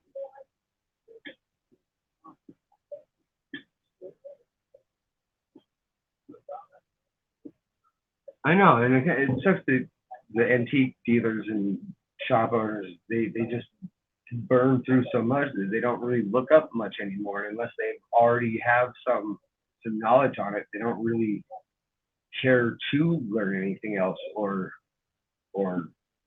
really help you get to the bottom of anything. I mean, I understand why. I mean, you got a business to run, but I think I need to run into like an antique owner who just started, so he's still got that fire in his belly, to where when I bring him something cool, he's like, "Oh, it's awesome! I need to figure out what this is." That's what I said, Ink Man. But I don't know what year. That could have been, what, 10, 11 years ago when silver was up that ridiculous amount. And then thinking about it, that would have probably been the average price for a roll of dimes. Because right now we pay what, 120 to 150, and for an uncirculated one, you probably pay, closer to 150. That's not, it's not unreasonably impossible to think that somebody would have paid that a while back, which I still find crazy. But if I was stacking silver with it being 40 an ounce, it wouldn't be that crazy to me.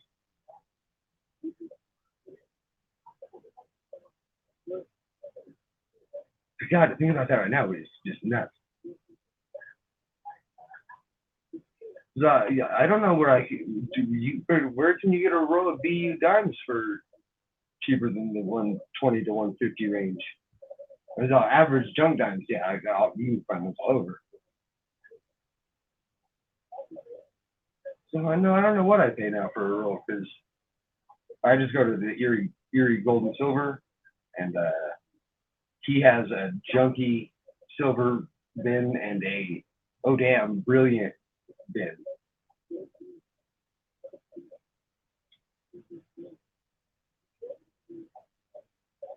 Where do you find those sweet deals?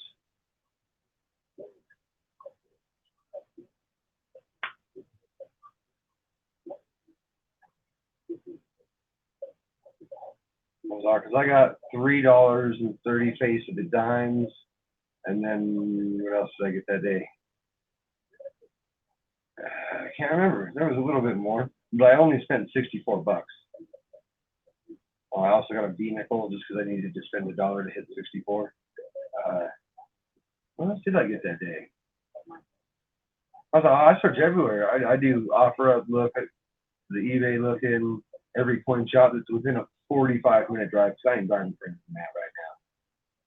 I don't like that I got to drive that far to get to the Inglewood ones anyway.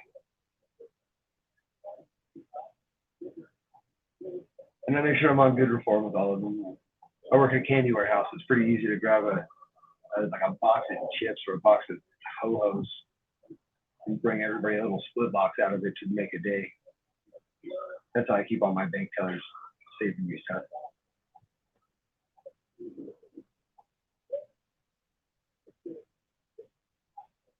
But yeah, again, if you look on APMEX and then for them BU rolls, you're paying 167 or higher if you're doing it.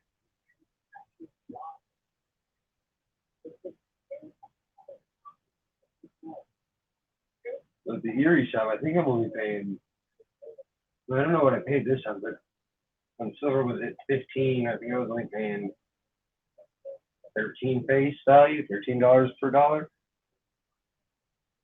which isn't bad because his junk bin he was charging like $12.50 or $12.25 for. So,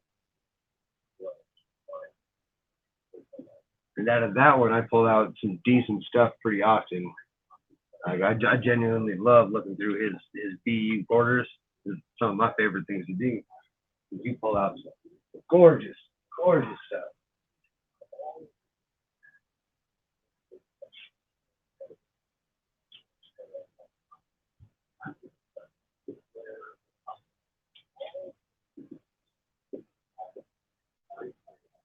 So you guys should probably start getting some of these, because I don't think the mintages on them are going to be anything, considering how little they're talking about or promoting them. I imagine those will be a scarce variety real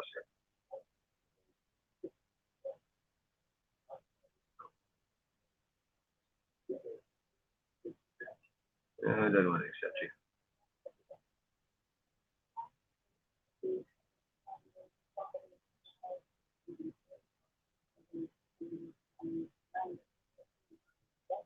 I'm not gonna lie, even if it doesn't end up scarce, it's a beautiful effing penny.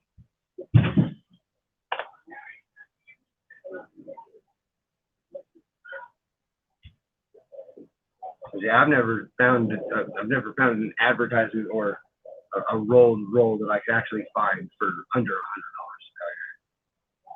Yeah, that's the reverse proof. Yes, yes, it is. And nobody out here will do junk silver for the weight unless you talk to somebody who hasn't been to a coin shop yet, because everybody just seems to sell to the coin shop immediately. They don't even wait for a second opinion. It's very frustrating. People need to be a little pickier.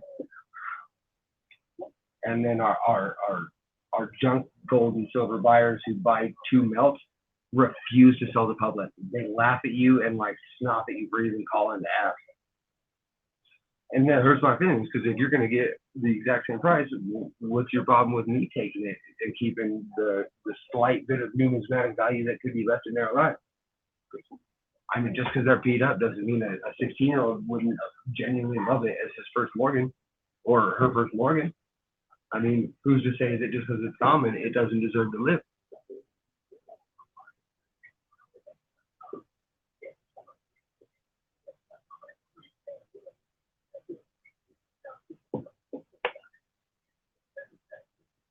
Yeah, I didn't even know they made the reverse proof until I found the reverse proof. And I was like, huh, this exists. Huh? It's cool. I didn't hear nothing about the reverse.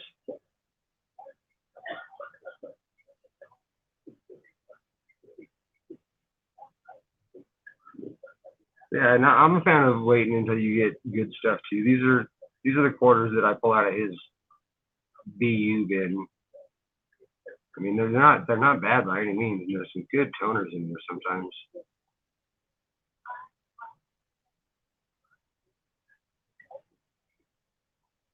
And all of them are rather just quality coinage.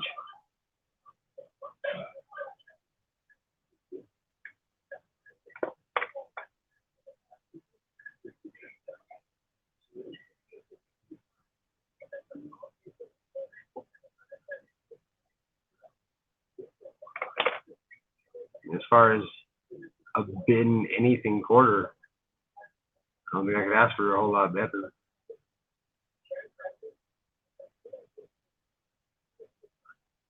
And yeah, I keep most of my stuff in flips. That's just, I know there's a lot of reasons behind it. And one is I know myself and I know my habits, and I know the only way to keep coins in the same way I found them is to put them in flips, or else I will ruin the condition a little bit as time passes. It's gonna happen. And it's gonna be on something stupid like my dog knocking over my entire table and spilling everything, because he's done that once before. Little bastard. Or something big like somebody will spill a mixed drink all over my entire work table and ruin everything I got out or something. So yeah, I flip stuff that shouldn't be flipped. I flip stuff that should. I just try to get it all.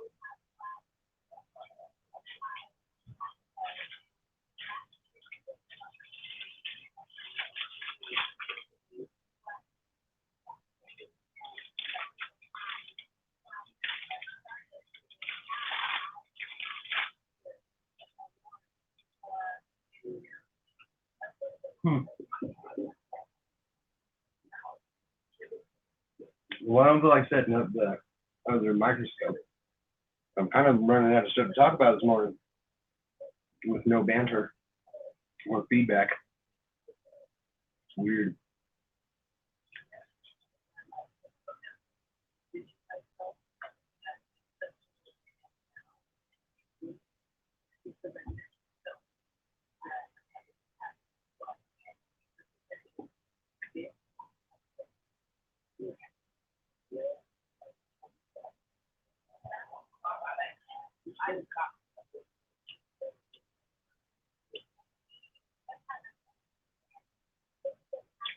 I don't know what to do. Whatever.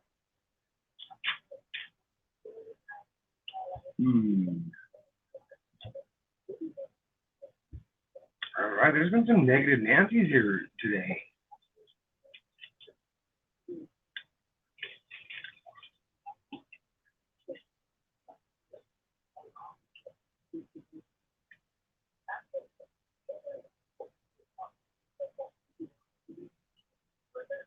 weird. It's football season. It's a weekend day. I don't know where you are, but the sun's out here.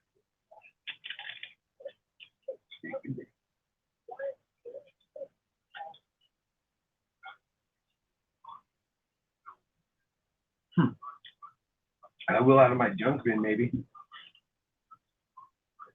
Go make a penny explosion out of dry ice and a 2-liter.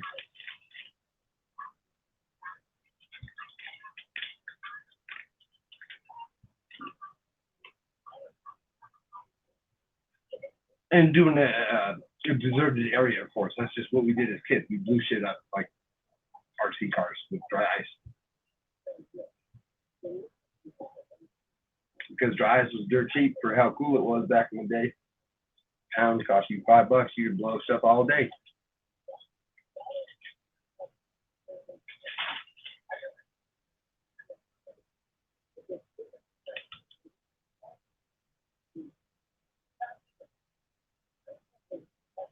Colorado is on a fire ban like 3/4 of the years. We're not trying to blow stuff up with baby fireworks or drive to Wyoming and waste 4 to 8 hours of my day every time.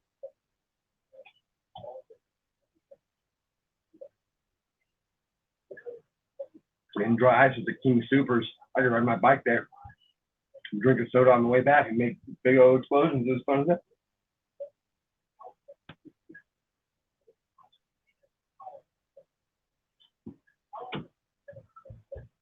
Oh, what's up, baby boy?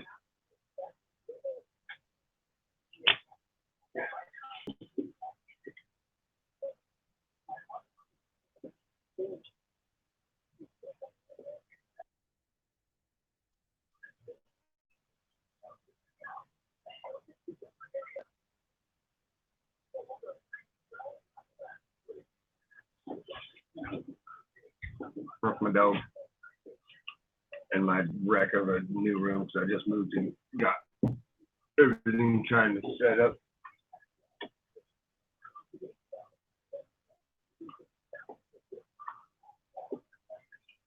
Oh, good, everybody just said.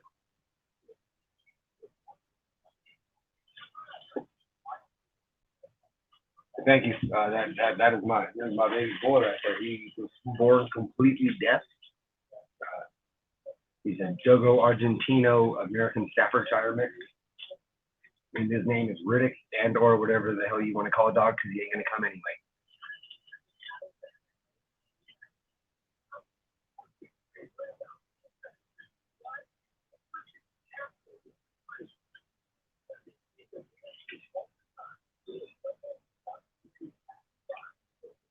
But him being deaf, I don't know if I would change anything about that dog. He was the easiest one I've ever trained.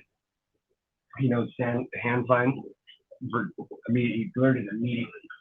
I taught him with a box of goldfish. In like 2 days, he had 5 tricks down.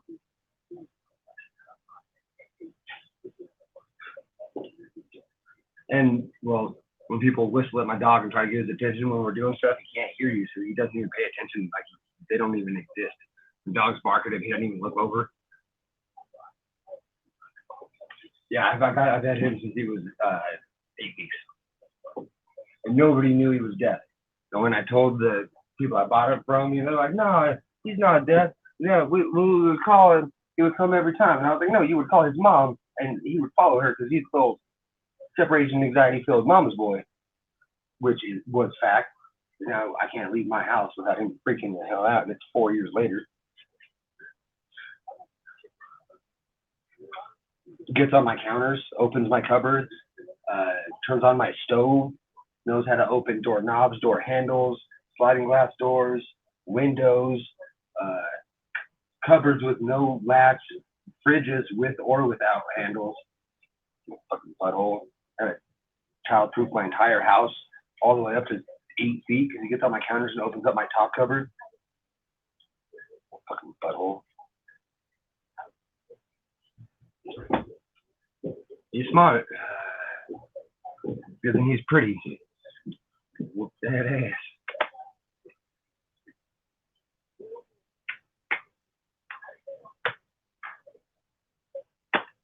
Colorado corn hunting, I am really serious about checking out your stuff because that is cool.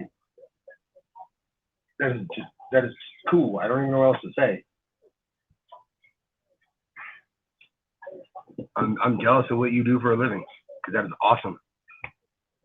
That's literally what I want to do for a living. Yeah, that's my boy. He's my child, for sure. He's smart, but he makes horrible decisions with it. I know how that feels. I don't go simple jack that often, but man, do I make some bad life choices once in a while.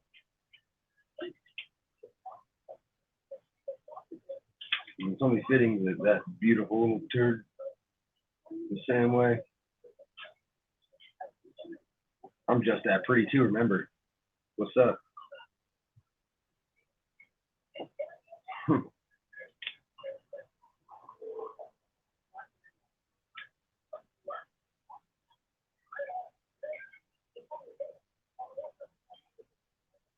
So I wish I could play music without YouTube getting all Zuckerbergy on me.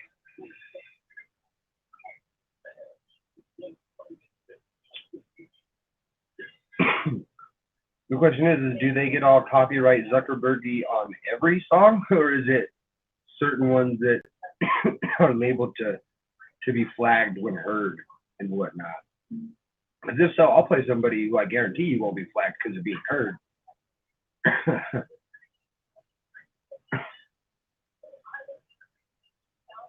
I mean, I guess it wouldn't be all age appropriate though. Yeah, I don't have that much of that music. That wouldn't be copyright infringement.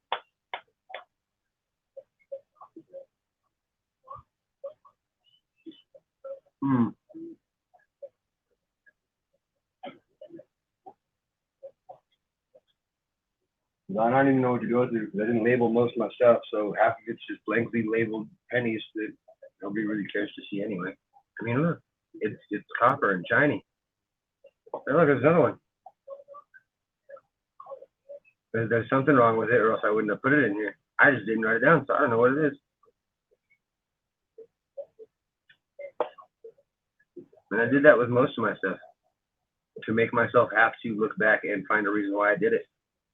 Because, well, I'm still not years deep into this, so I like to make myself tested on what I thought was what, or laugh at myself for putting something in there for being retarded. Either way, it's good to document. I don't know how you guys learned if you're further in the game than me. Well, that's how I chose to. And it's actually not too bad. I think I'm doing pretty good at my progression rate.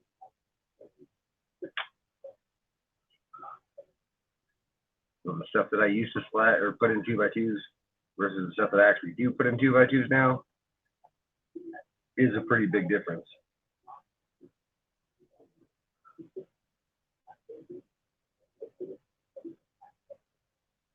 I was born in '89, and despite there's an 89D in my hand, it just looks real good.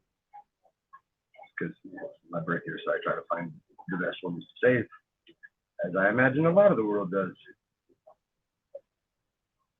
But you should have seen the 89s that I saved on my first week of coin roll hunting versus this one. It's a drastic change. And before, this is after I learned about the strike being one of the main factors in grading. It didn't even have anything to do with the points of the coin or any bag marks or anything. Not half the grading is your coin centered? Is it evenly struck? Do you have any weak strike marks?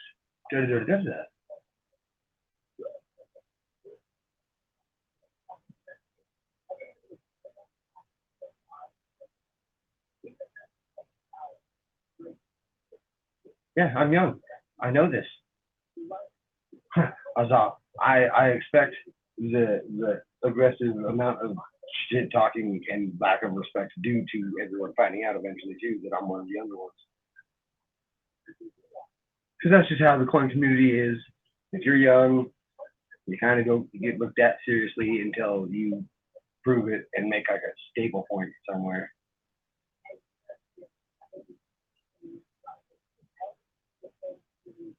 But that's okay, because I'm going to do that. I'll make a stable point somewhere. My name will be known eventually in this. Well, I love it too much for it not to be.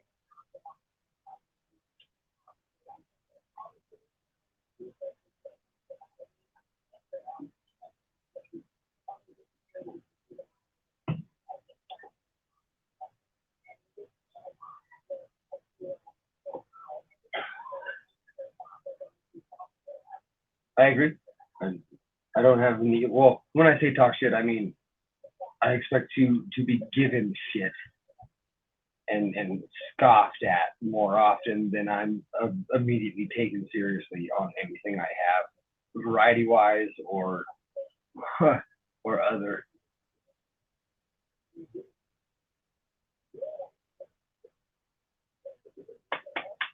What are you doing?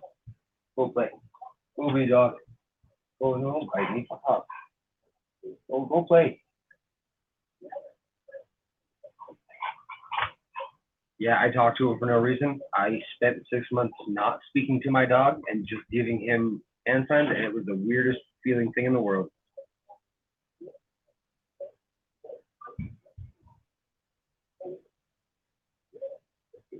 And I try not to rub anybody wrong. I know I do. I have an over speaking problem when I'm excited about a subject, which makes me kind of hard to talk to when it comes to certain point subjects. I get all super pumped because I got ADHD and whatnot. But I've never felt ADHD as an excuse. It's just I get pumped sometimes. I don't focus once in a while. No big deal. That's life, I guess. Never use it as a crutch or medicine. It's just a known fact. So I smoke pot. It slows me down. It was a win-win.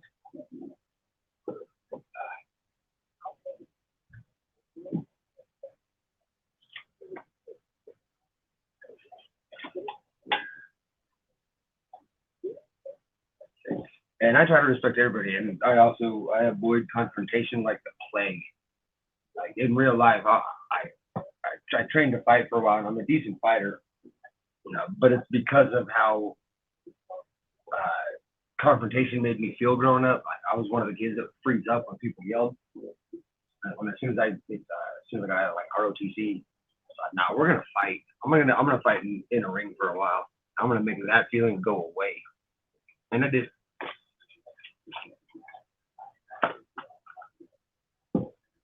But yeah, in real life, I'll look down when people are screaming and freaking out because I got nothing to prove to nobody, and I like my freedom. And when it comes to cyber thugs, what's the point of getting upset over a cyber thug? You do you, boo boo.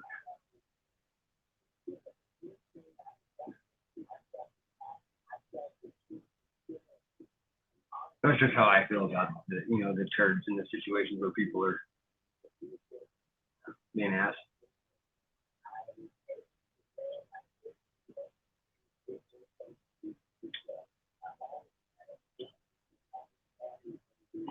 Because I respect everybody I've met so far. I mean, there's some apples that you purposely don't want to rub wrong. I've noticed, but other than that, I mean, that's the whole world. You got the one that you just kind of avoid setting off, and you got the people who voice their hurtness a lot. But that's life too. You got some people who take it a little too much, and some people who give it a little too much.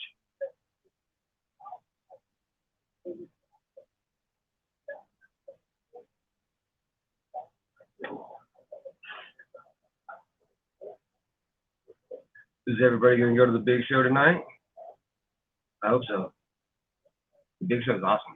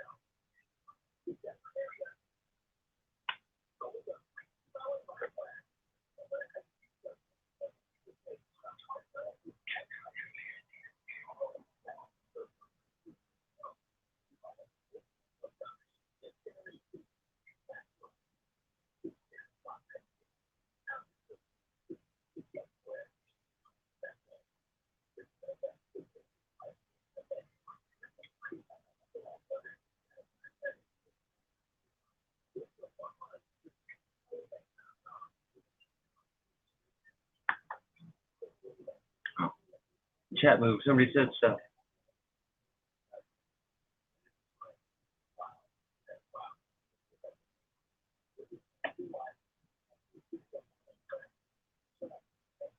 Well, if you've only had 2 days off in the past 2 weeks, I'm not surprised that you want to do nothing but sit down for your 2 days.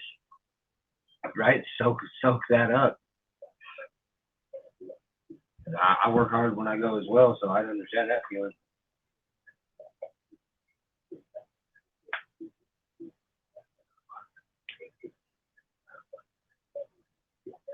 But unfortunately, I've been housebound due to my stomach exploding, so I'm getting all super antsy.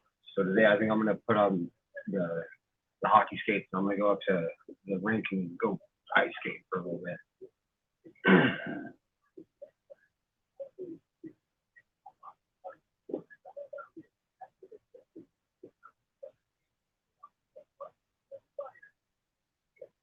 Probably end up at that antique shop eventually before it closes and look into grabbing me at least something, because they have a lot of options for me not to let it go.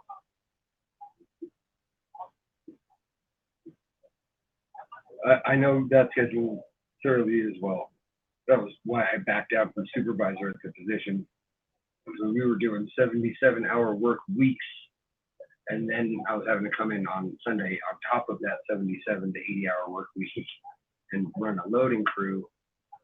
And I got burnt out on doing that for a couple of years.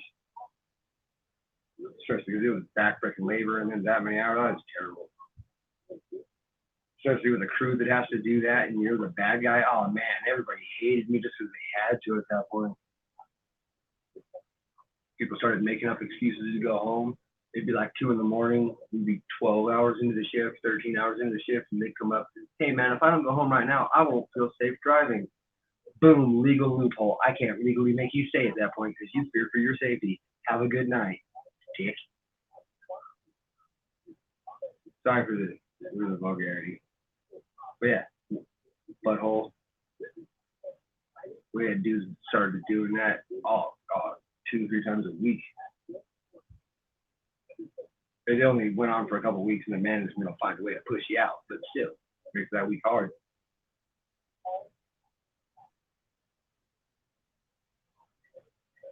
Yeah, I did that from 2013, late 2013 till like mid 2016, and then I was over at that point. I couldn't do it anymore. Everybody just started getting so frustrated at work. It just became so angry to be there just because how many hours we had to be there. And I didn't want to be the focus point on all the anger anymore. I mean, I enjoyed my crew when I first started. I enjoyed the crew I was working with. In the end, it was a whole new crew because everybody quit, and the new crew was not a working crew. I wasn't trying to manage them. I was fine with managing my crew. The new crew, So I ended up, my brother died because he works there with me. And then the day I came back from my memorial, my grievance time, because he worked there, so they understood. So they gave me 2 weeks because he died on a Friday after work. He walked out, he got in an accident. They gave me a random UA form the first day I got back from his memorial. The second I walked in the door, they had a random UA form for me, and I was like, you guys realize that he died like a week and a half ago, and he was my brother. I'm gonna fail whatever the hell test you throw at me on day 1 coming back, even if it wasn't, if I didn't do anything for a week. That's my grievance. I was like, it's been thanks for 10 years. Thanks for 10 years of service, guys. And then I came back for Christmas, and I was like, hey guys, how are holidays? Do you want me back? And they said, hell yeah. So I went back and, worked up until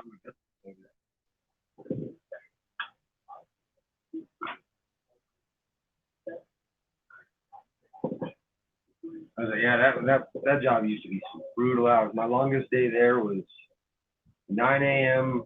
till 7:30 a.m. the next day. Our system went down 12 or 15 hours into the shift, and they made me keep the crew and stay until the power came back on. It was a terrible day. And then we had to finish pulling the orders and loading the truck. Day crew showed up. Oh, it was fun time. And so I know all about like work. I'm one of the younger generation that knows what that means. So my mom was losing the house when I was 17, so I dropped out and immediately started working. Just immediately, I was 17. I got a fencing job, started doing carpentry work because I didn't need to be 18 for that. I could subcontractor work. Did that until I turned 18, and immediately went to the warehouse where I knew I was guaranteed money and guaranteed work because well, people are always going to eat, and movies aren't going anywhere, and that's what that warehouse does: movie theaters and vending machines. So I stuck a place that I knew if I wanted to be a lifer, I could be a lifer. Man, did I work really at 16-hour nights every night for years.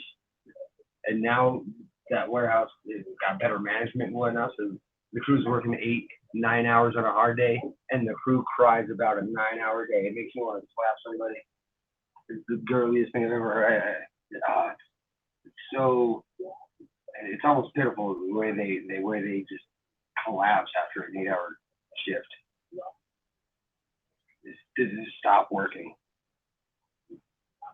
And my job's always been based on you leave when the work's done. You get this many cases today. With that many cases to pull, y'all can go home. They want to stop after 8 hours. It's ridiculous. But that's why I like one collecting. There's not ridiculous people. Oh, not that kind of ridiculous people. I don't care how hard you guys work.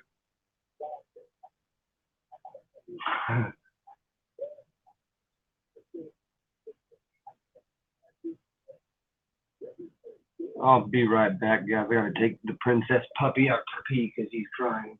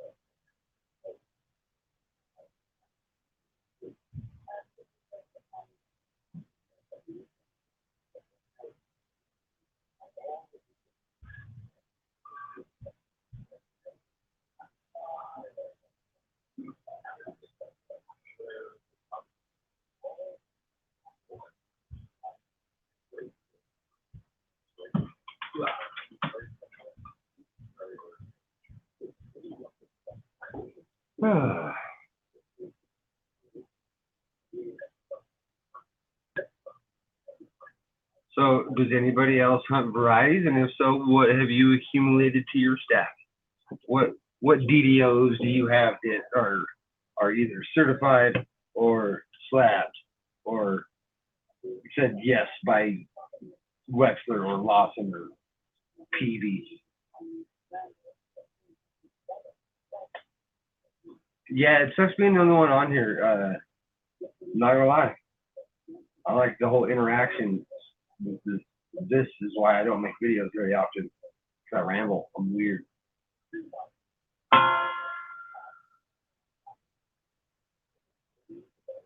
What happened to your Wi-Fi anyway? Like, how did that scenario even go down? I've never seen that happen.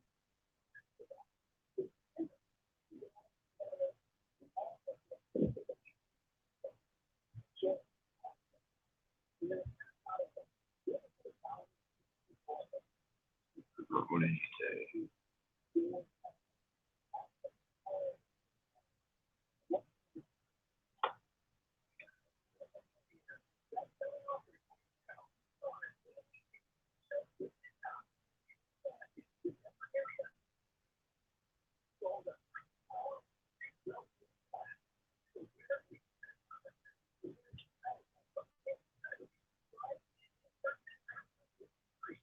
Oh, that sucks, Rhonda. And what DDO do you have, Inkman? I pulled this out of that Erie Gold and Silver I was telling you about. This is a 64 that was in the junk bin. And it is definitely at least The Cameo? Not a doubt in my mind on that. But it's pushing so frosty, I would call it deep Cameo almost. The only thing that makes me say no to that is the lettering down here isn't as strong.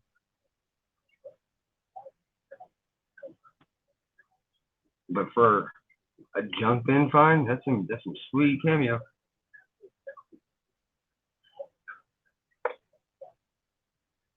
Sorry, I'm not going over the same stuff. I know you guys care very little to see my unmarked, not anything like ridiculously strong copper cents that I say, because there's small varieties and whatnot, like small RPMs or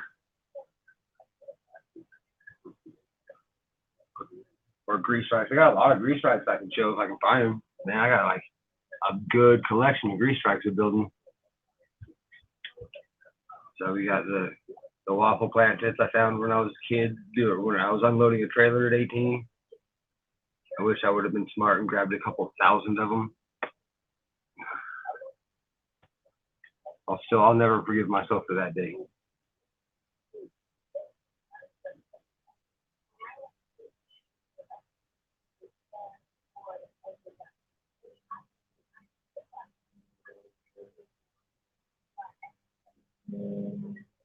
I wish I would have found him before he had the wear on the face, because that is such a fire.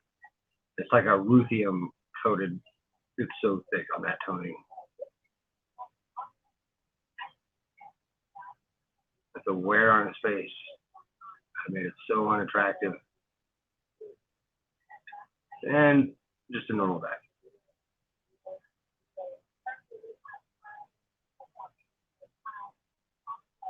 Same place, junk bin. I do love that place. And then, as I was telling whoever was here earlier, I don't know who I was, out of the uncirculated quarter boxes I get, out of every box, there's always, out of every roll, there's always 2 or 3 not Cumberlands or George Roger Clarks, but it would be a completely, I absolutely do sell my Lincoln Cents, and I have a pile that you wouldn't, it would be hard for you to believe the amount of these I have. And now, when I first started, I kept every variety. I found every RPM, everything. And lately, the past little bit, I've only been trying to save these ones. So that way, if whoever I sell it to, or if I ever decide to, even if it doesn't get graded for whatever I have it listed for, even if it would still hit something high, I make sure that I try to save stuff that is well struck, centered, and if there's no variety, at least it would grade an MS64. Because I've been really practicing my grading ability, because that's, I know, I'm really interested in that whole thing. So I'm going to take the grading course. And in Colorado, we have a coin expo in about a week and a half. And if you go early, you can get like a box of slabbed coins and test your grade, see how good you are. So Mike Kittle told me about doing that. So I'm absolutely going to do that. But yes, sir, I have a lot of these aren't labeled yet. That's actually what I got to go back and do. But there's a reason everything's in here, whether it be I thought it was something even though it's not, or it actually is something.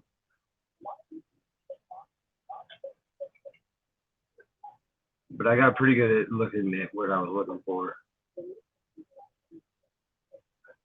So the varieties I have is I have a 70 proof Kennedy double die Alberts number 5, which is, it's the easiest to spot double Kennedy you'll ever see in your life. It's like the 55 penny, I shit you not. Like you can almost open-eyed see that one on the S&T of Trust. It's tripled like boldly. And that was the first real big one I found. The first one I found coin roll hunting was a 74D, Kennedy. That was cool because I made sure to search all those because I thought it was weird that all the hunting channels didn't ever look at their 74s. They just dumped them back. And that's such a strong doubling on that one that even on a coin that's made it through circulation a little bit, you can still very clearly see that. And then I grabbed the SMS 66 set with the dime that has the 5 on its cheek. And that one is actually a cameo dime in that mint set, so I might send that out to be graded just for the cameo, and then send it out to Lawson to auction because it's his variety, and he confirmed it for me. What else do I have that I'm sure that I might be unsure of? It's not just one of these flips that, could be, could not be. I don't have the scope set up to prove it. I had a lot of grease strikes. I got the Walking Liberty. I got a 41 RPM, the 41 Walking Liberty RPM that's in Cherry Pickers. It looks like a it looks like a D over D over S is what this punching looks like. Oh, absolutely, David. Was it? Badly.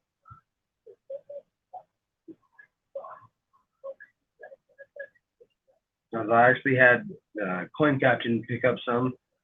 I held this package for a little longer because I was adding varieties to it because he's a variety hunter. And he was the first person to ever ask to purchase anything. So I kind of wanted to go a little bit above. And mainly I was excited to have my first actual interested sale. So I could have sent it out that day because I had found everything he wanted, but I wanted to send him 2 of everything he asked for, plus a couple extra varieties that he had showed interest in that I had more than one of, like the 69D no FG floating roof. I got a few of those, so I sent him one of my better graded ones. And then I gotta send out some giveaways today too, or tomorrow. Yeah, I went at the coins pretty hard since January. And now writing it down now. And I got a pretty good grasp on the whole what is doubling right away.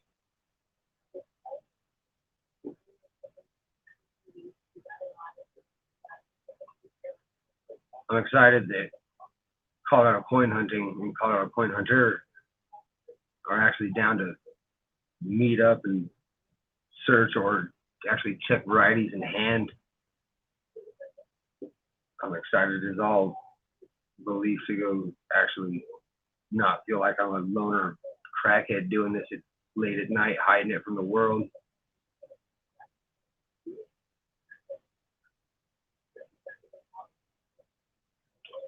$19.30.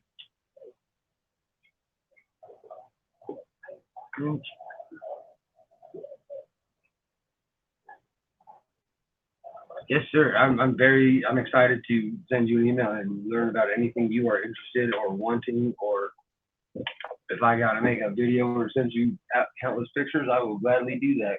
This is my form of income until I'm done with my work or my short-term disability.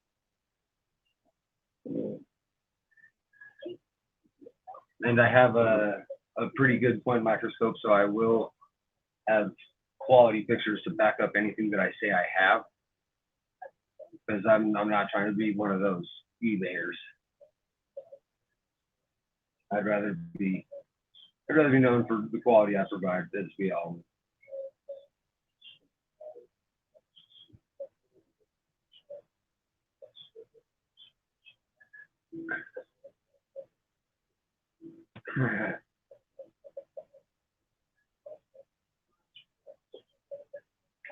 Awesome. I like to hear that. Yeah, I had my my appendix burst, so I've been able to work. But this is what I love to do the most. So I decided to just really try. I could really, really, really try. And because of that, I made sure to listen to what people say, especially the videos. I found the people who teach the best, like Coin Op and the good ones, World Numismatic News. I listen to all these well-versed people like Blues Coins and CJ and Ken TV and Lawson and everybody I forget to mention who's amazing. It's all right. I'm glad that I'm able to take advantage of really getting to submerge myself in the coin for even if it's only for this little bit of time. I mean, I had a small cushion, and the varieties I'm finding on coins, if I actually start being able to sell for it, because I don't have an eBay account, or I do, but I'm very new to eBay, so I don't really have a verified account. I have no reviews, good or bad, so nobody really is interested in my fancy serial notes or pennies. And I didn't want to pay for the shop until I had, some sort of reforms where people would actually look at my stuff as purchasable. But in these StreamYards, I've been able to show off a little bit of what I have, and it's actually people have shown interest on it because they see it, and they, we get kind of personal talking on these streams, I guess. So no, I'm not an Arabian turd. I don't mean that racist. I just, I retract that statement. I'm not a turd, but you know what I mean. I'm not a scam artist. I love this incredibly much. I enjoy it. I'm gonna try to get a job at a coin shop in this little time period where I'm stuck, unable to lift incredibly heavy cases. Because if I can get my foot in the door, I'm gonna. You again? I remember you from one of the previous streams, Helmet. No, we're not talking about helmets because I don't have any to show you either. And you're going to ask like 1,000 more times and somebody's going to kick you out. And I'm sorry for that.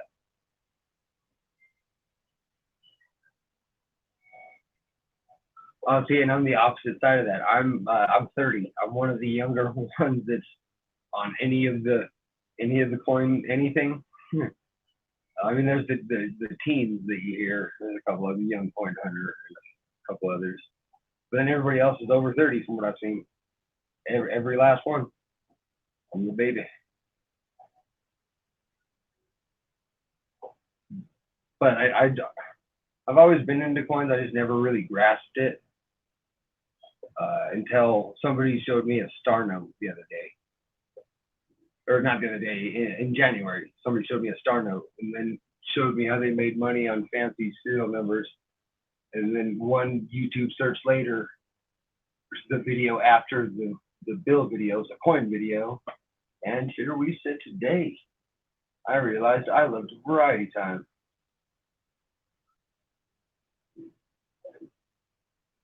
And then I learned about cherry picking, and then I really started loving Variety Time. Because no shop out here cares about errors, not a single one.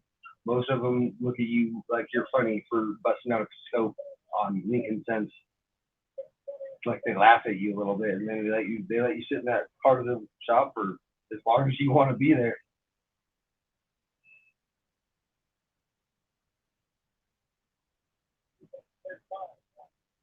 But when you actually get excited when you find something, they sure do come over to look at a scope at what you say you found. So I've learned to keep my emotions down. It's true. It is the Super Silverman show. I hope it hasn't been the worst show you've seen. I mean, I don't expect it to be the best. It is my first one. And it's okay because all the bad review goes to Rhonda. I'm gonna go. What is it? The Silver Superman show. Why not have some fun?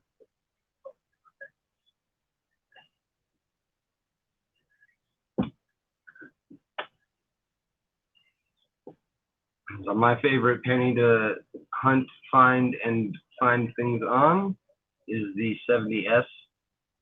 I do have a small date, and it is unfortunately about 1,000 times worse than this one is, for sure. This is one of my better 70S's that I pulled out of a roll, minus the black cheek, but that's because this is an RPM.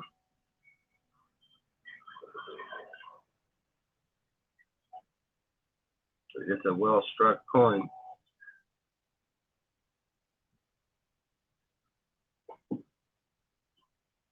And then, as I said, some of the ones that say DDO, I would absolutely re-look at again before I did anything with, as it labeled a DDO, because I'm only a year in, and some of these are from the very beginning, and I can't trust that guy. The 2 month in silvers, or Super Silverman, was not smart enough to make those decisions. I can tell you that right now, that I did not know near enough when I first started. Just like all the videos said I wasn't gonna. Man, everybody who makes those, y'all are right. You're gonna get your first loop and look at every coin, and every third coin is gonna be a double.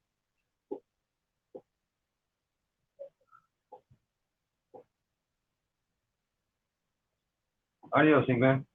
Enjoy that little bit of free time you're receiving today and tomorrow, or yesterday and today, however your 2 days worked.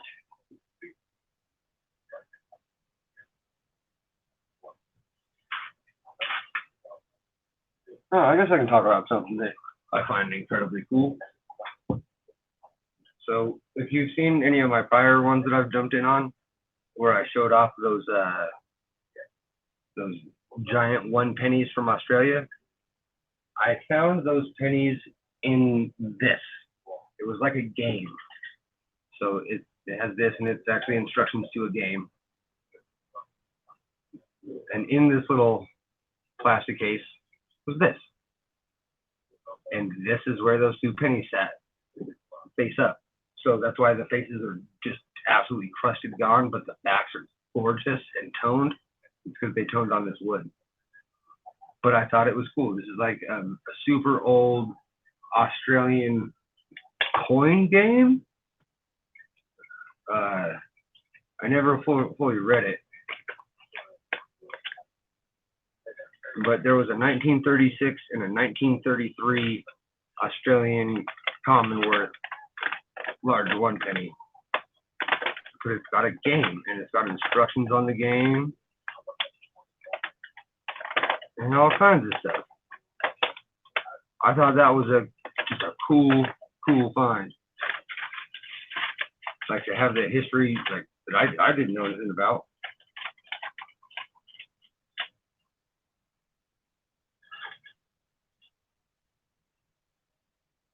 Thank you, David Wiles. I appreciate that. That's a confidence builder, which is nice. You should, my first couple of videos, my voice isn't even this loud because I was intimidated to talk. Joke you not. But what else do you guys collect? I have a Superman collecting addiction, where I collect most things Superman.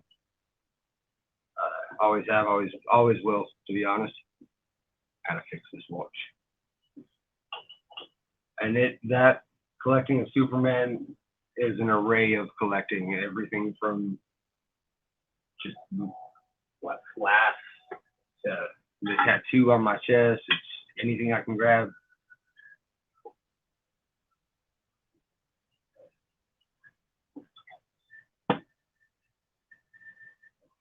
So I'm also a hockey fan. So I collect Avalanche mainly because, well, I'm Colorado native. And even if I wasn't, there's still a good chance I would bleed blue and burgundy because the Avalanche, man, the Avalanche they're up and down these years, but when they first hit Colorado, oh buddy.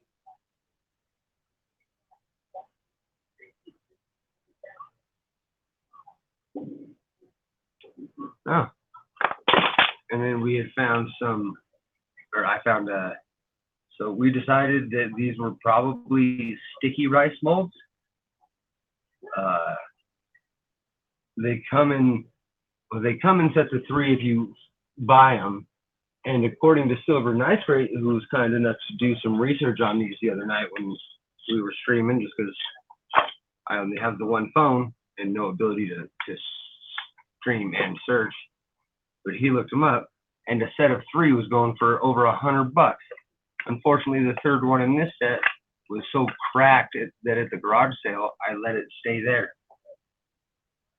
Because it was the 3 set, and just like he said it would be. And I was like, yeah, you're right, it was.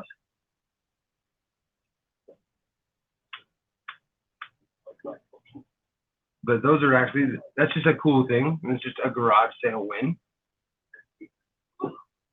I like those garage sale wins. I got a stack of records we can look through. If anybody loves records, I haven't ever done that. And I got a 50-pound stack of old Decca records that an old guy at a garage sale saw the collector in me. And when I came back with a little bit more cash to get his world coins, he was standing in the driveway with a 50-pound stack of records going, hey, because you're a collector, these need to go with you. You're not here just to pillage and take and take and take. He's like, you're a collector and you love it. You love history. So I want you to have all of these.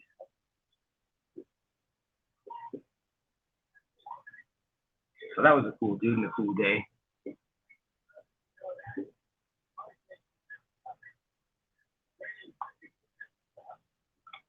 And then I don't stack generic rounds. I never have. I have one generic round, and that's because it was a super proof Buffalo, but it was one of the cool ones with the security feature.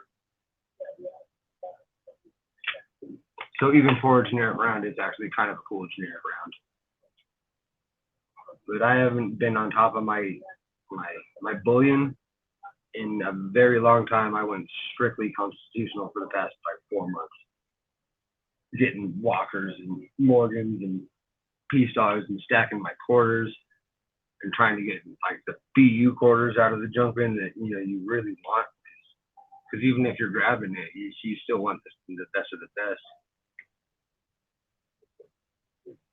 And then Lincoln wise, all right, we'll start busting out some Lincoln.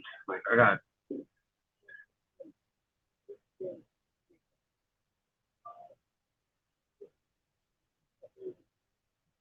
46D.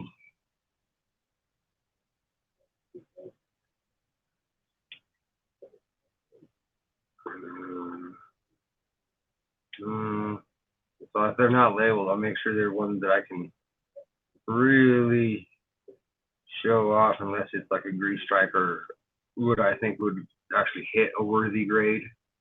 And there's not going to be many in here that I think would hit a worthy grade, because grading modern Lincoln it's been labeled impossible to hit them high grades almost.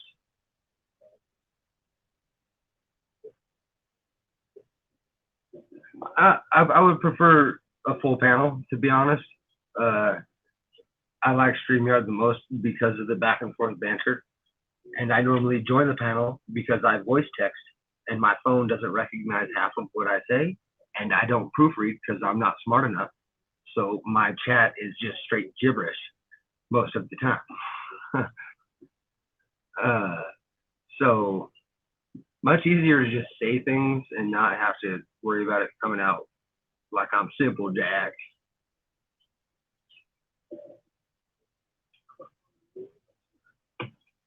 Fun fact, my name is David too, and there's too many of you damn Davids in the stacking community, because I look down and focus every time I see David, and it's like every stream 1,000 times, because there's 1,000 of them.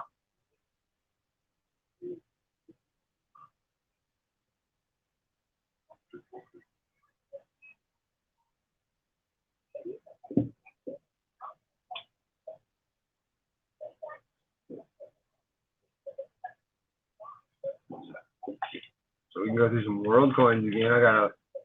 There's some token lovers. We have some tokens. That is funny that your name is David as well. There's how many of us in here right now? We're just overrunning the population here.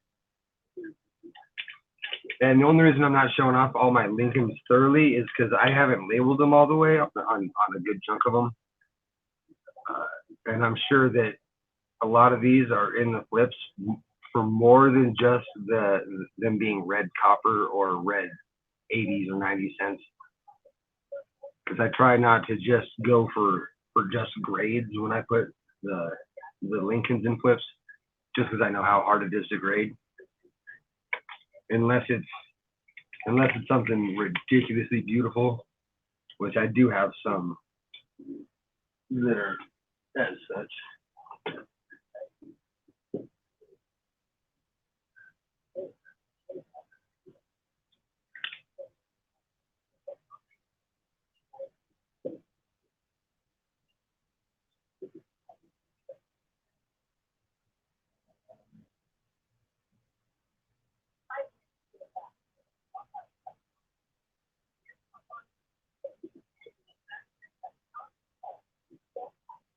How many people are in here? Like 7 to 10?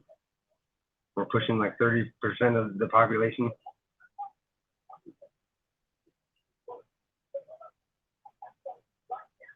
Yeah, I try to, and all of what's in here has been Lincoln cent finds or coin hunting finds. Let me find you something good, something that I like to show even, instead of just random stacks. Let me find one.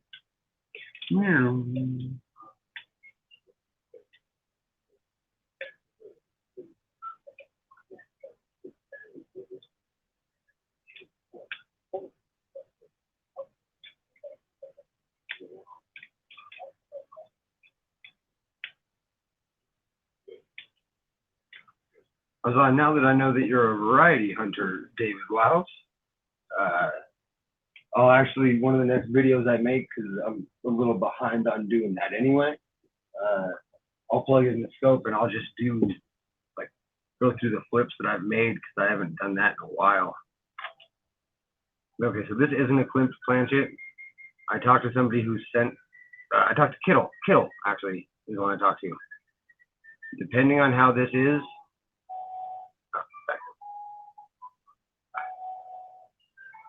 more. It's not a Klimt planchet because Klimt has to be the shape of the the penny. This is a defective planchet where it looks like a rough break, but there's no damage anywhere around the center of where that happened, and there's no zinc showing because it was still on the end. So he said he sent one into PCGS and it was actually brought back labeled as a defective planchet is what he had it labeled as. I thought that was cool. I did learn that one. And then I almost want to say this is one of them satin finished Lincoln cents.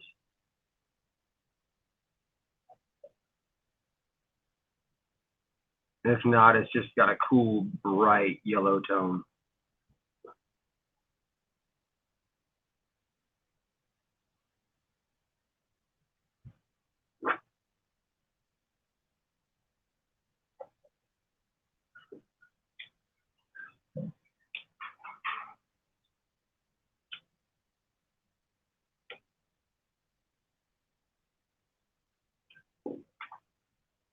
Oh, there's my penny stack. That's probably the one I'm wanting to see. Wow. So some of these aren't going to be for sale because like the top of the stack is some of the ones I'm rather proud of finding.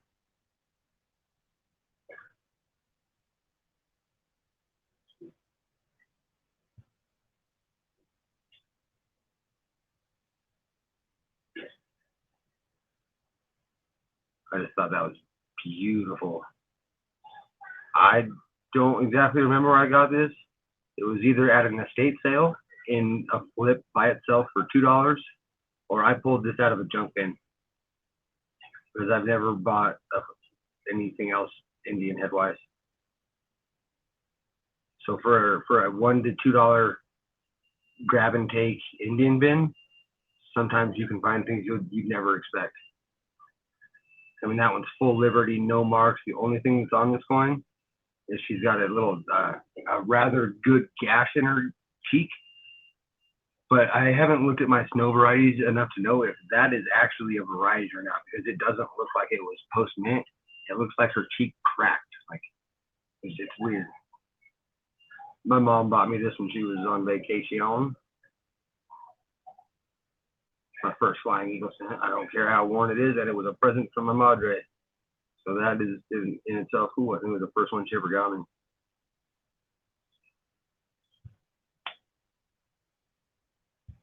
That's always cool when family gets you stuff, especially when it's stuff you were genuinely hoping for.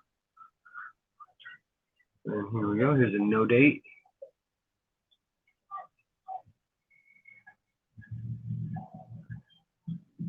And this one's good. It is.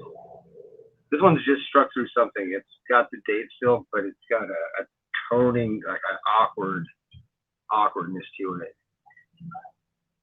And supposedly, possibly a double die.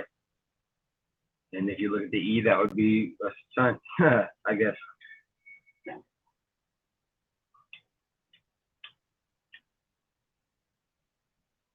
Ooh, and then anytime I see a 2009 that I think is close to or is uncirculated red, they go on a flip every time immediately. I don't play around with those because they get damaged and they get that nasty zinc rotting them so fast compared to any other year I've ever seen that those ones need to be stored immediately. I've come to realize.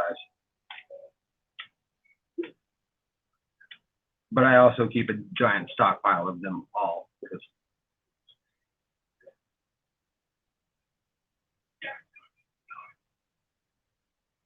nobody else can talk except for me at all, because I can't let anybody in the panel.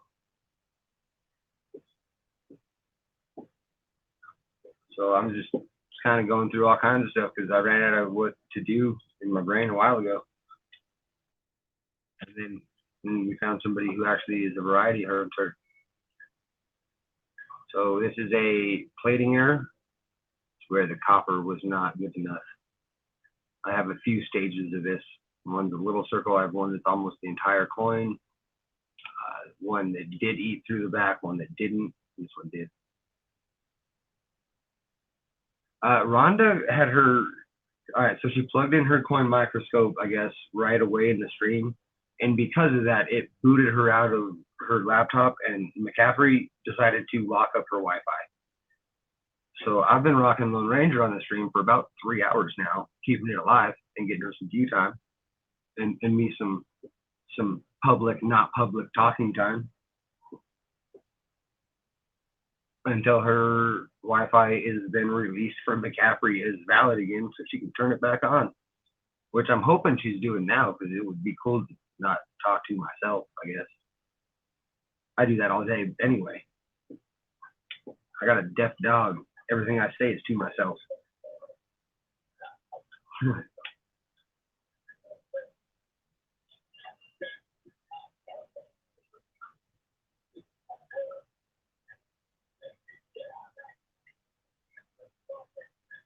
Dirt spot.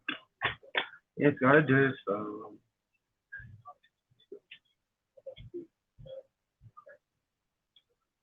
And I'm a proof set hunter. Oh man, it's drastic. And a lot of them probably don't deserve to be in the flips, as I said. But I used it as I kind of used it as a time testing myself over time to see if I'm progressing. So I still have some of the stuff I put in here on my first week of pointer hunting that is absolutely nothing. I can guarantee you now there's no variety. It doesn't even look that good, but it's there because I want to see myself getting better. So I want to see the coins that I had on day one be worse than the ones I found on month 2. And the ones I found then, I want those to look worse than the ones I'm pulling out now, because I want to show my aggression or my progression. No, I don't have any 1901 Morgans at all. But I did do the test today to find out that the ones that, who was it? Paula was worried about being fake. Paula and Ken were worried about are actually not fake, but they are good coinage. So we had the 89, which they thought was they thought was just too shiny to be legit. This one is uncleaned, legit, and beautiful. The scratches are because I keep my airtights in not the best of condition even before I put a coin in them. I can't lie, I was not very careful with that.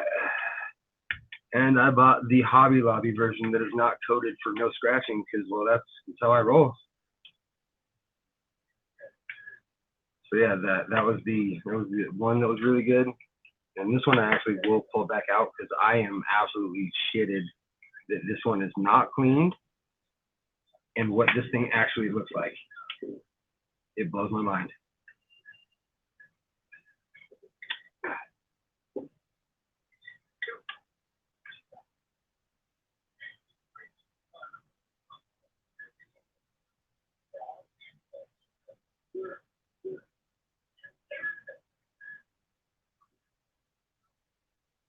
And that's the winner side anyway.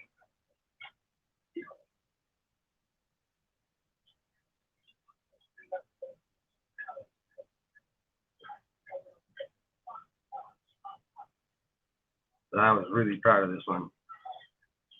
And then after looking today with these guys in the beginning, like right before you showed up, David, and Coin Captain, I pulled out one of the other ones that I'm pretty sure that this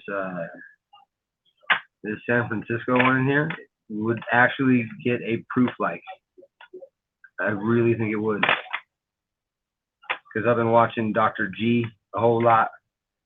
And well, every single coin grading video that you can possibly look up on here. That I think I'm comfortable enough to say that I would say that it would get that. And if it didn't, I would be one of the ones who was like, oh, well, shucks.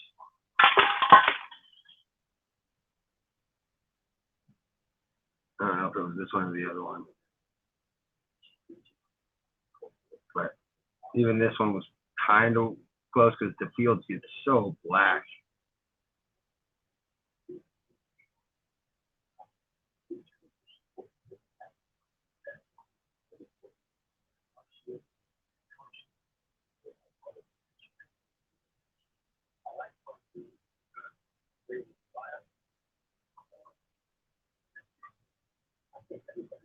This one, yeah, this one I couldn't tell. It had the cartwheel still. I just got to get it held right because I got light coming from literally every direction around me. And once it's not always the burst of light that is the cleaning burst, but it's hitting a new patch of light source that's trying to cartwheel from where I'm sitting. I got a light here, I got a light in front of me, I got a light to my left, and I got one behind me.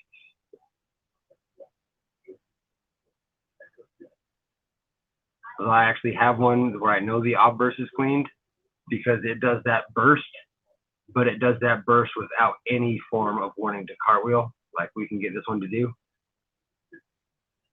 I got one where the obverse, it's just as shiny and it tries just as hard, but it's just a solid blast with none of that try.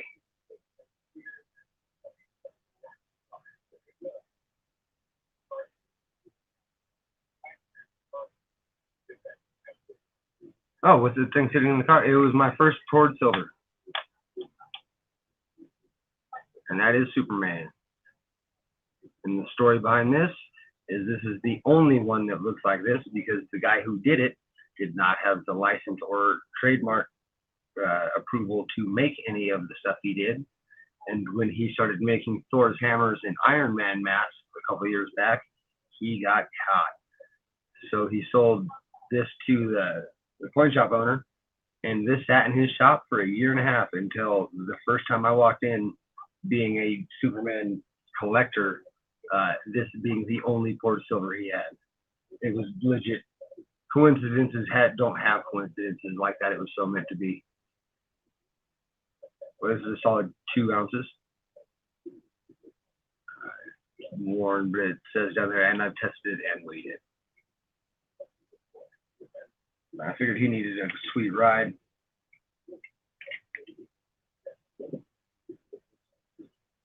Now he's going in style like a pimp.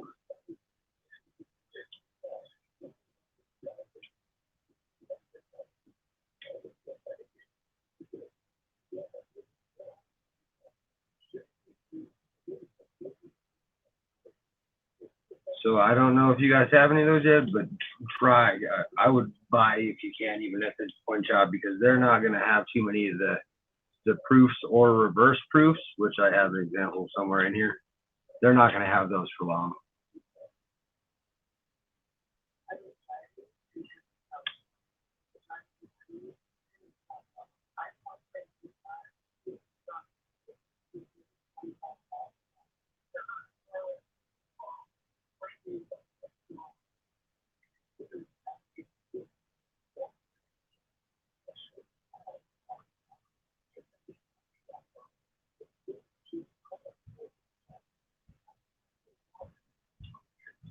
Yeah, he looks zombie-ish from far away, a little Skeletor. I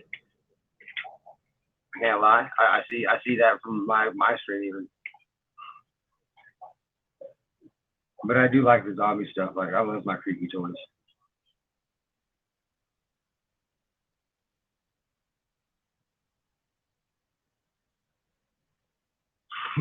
That's so creepy awesome. I love it. And the fact that it was in the kids aisle at Walmart is even more awesome.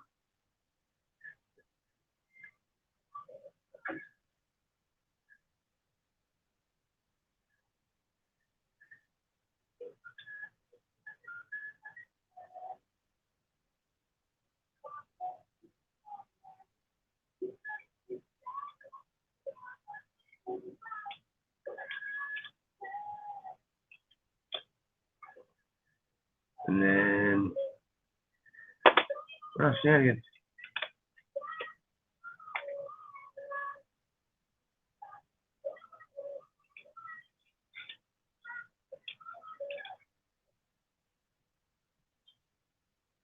No, I hope she actually gets her thing figured out soon. Because actually, you gotta go do stuff. I'm just trying to keep it alive so that way she gets all the view time and hops right back in like nothing skipped a beat.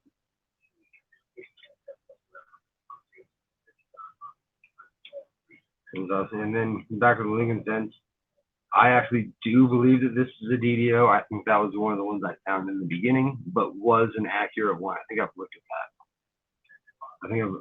There's a few of these that I have done my double check after leaving them blank the first time and then going back a few weeks later and without recollection trying to figure out why I put it in a flip. I did that for a long time just because I didn't trust myself the first go around and I knew not to trust myself.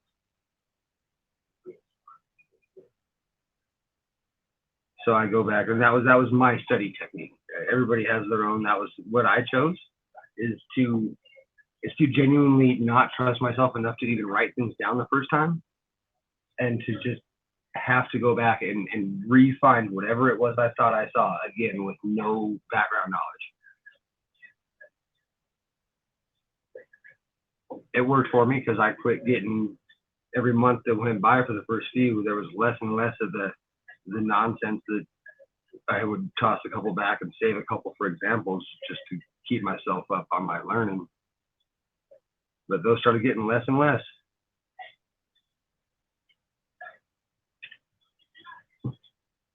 And that one I'm actually positive of. And I didn't even have to crack this one out of a set.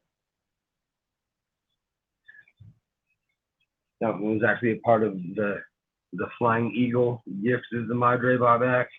She brought back like 4 or 5 proof pennies from random years, like 71, 85, 82, 90. But after inspecting those, I found 1 RPM on that 74.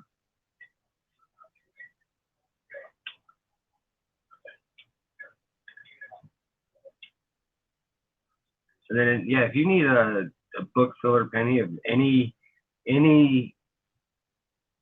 of the upper years, so I haven't bought any Wheats or anything. I haven't done any of those. So my Wheatie book only goes back solidly to like the 30s, and this is my extras that don't fit in the book because I filled the hole.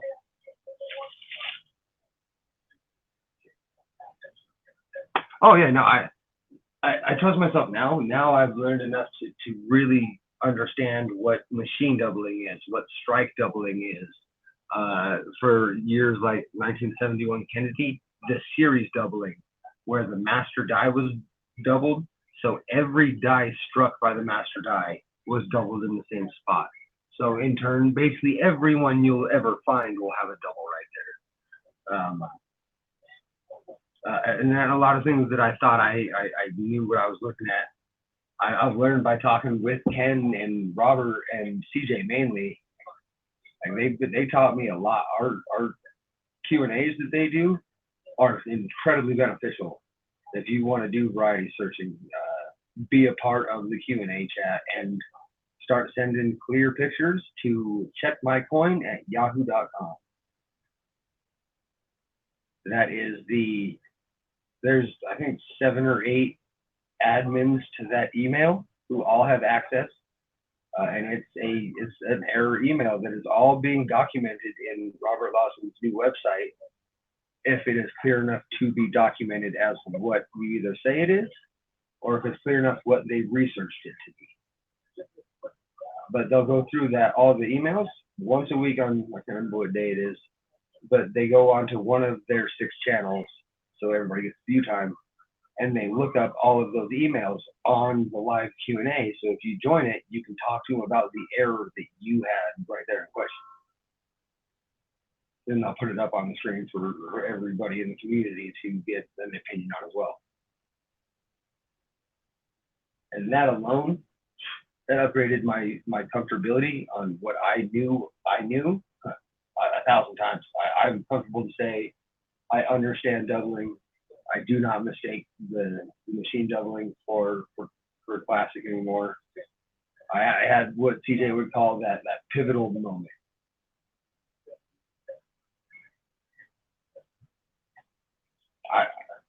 I'm still learning with you, so I couldn't say you'll learn from me as much as I'm going to say you'll learn with me. But I'm getting better. I'm getting a lot more comfortable in the things I say. I still look for a lot of like the second set of eyes, the confirmation. I still really am, and I do search for that confirmation on a lot of my finds still. And here soon that is ending. Like the doubles I find, I don't ask if they're doubles anymore. I search and I get as close as I can to which one I think it is. And then that's the question I have is, hey, I'm pretty sure this is double die 002. Which one do you think it is? Instead of, hey, I think this is a double die. What about you? I've got it down to where I search enough to where it's not asking what it is, it's asking which one it is, because I'm good enough to know that. And CJ is helping me a lot with that. Last night was a good night for that exact part of my learning curve. And then everything else, I guess, is coming soon, because he said the more I get in my hand, the better I'll be when it comes to grading. And then everything else is just me getting a high quality microscope. I got a pretty good one, but I want one of them ridiculous ones that Ken's got. The auto focusing, just nice, super clear, doesn't pixelate on you ever. I need that. Oh, and then I need lighting. If you do variety hunting, lighting is 80% of it. I'm telling you. I ask a lot of people what the right light is for them. I want to say Rich Cali, because he's a photographer.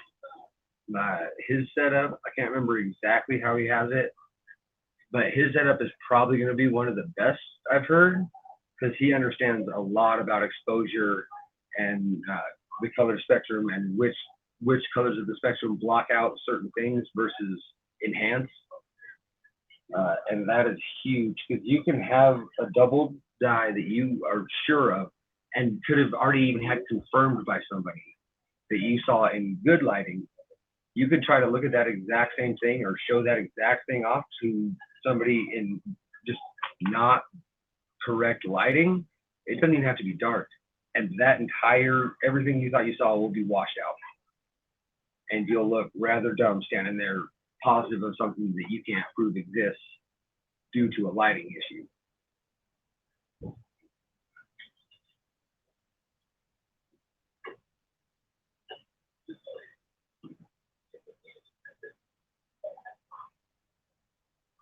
I recently just got the new microscope, as in I got it, I think yesterday or the day before.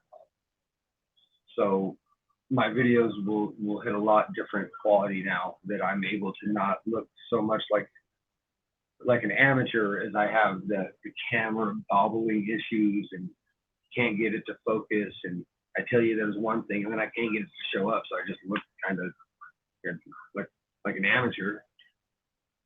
So I've hit a point where I think I won't stumble and stutter and backtrack and fumble.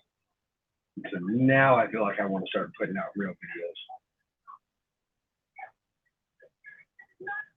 Because I would like to do proof set variety searching. That would be, that's what I want to be my, you're supposed to stick with one type until you're really, really, really good at it. And the type I want to be good at is I want to be good at proof hunting. And so far I'm not doing too bad because I have a confirmed 70S and a confirmed 66 SMS set on all my first 2 real attempts. And every shop has a proof set, and every shop has a dirt sheet proof set, or 3 of them, or 10 of them. And not a single one of them shops, how long you look at it, or how many you take, because they want them things out of their shop. They'll throw proof sets you. If you buy enough, they'll start handing you extras just to get them out of their shelves. And that is not a joke. I think it is one of the most undervalued, under-tapped varieties.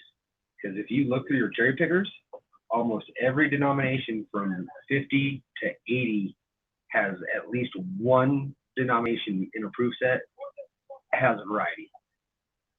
At least one for almost every single year. And everybody tells you not to search those.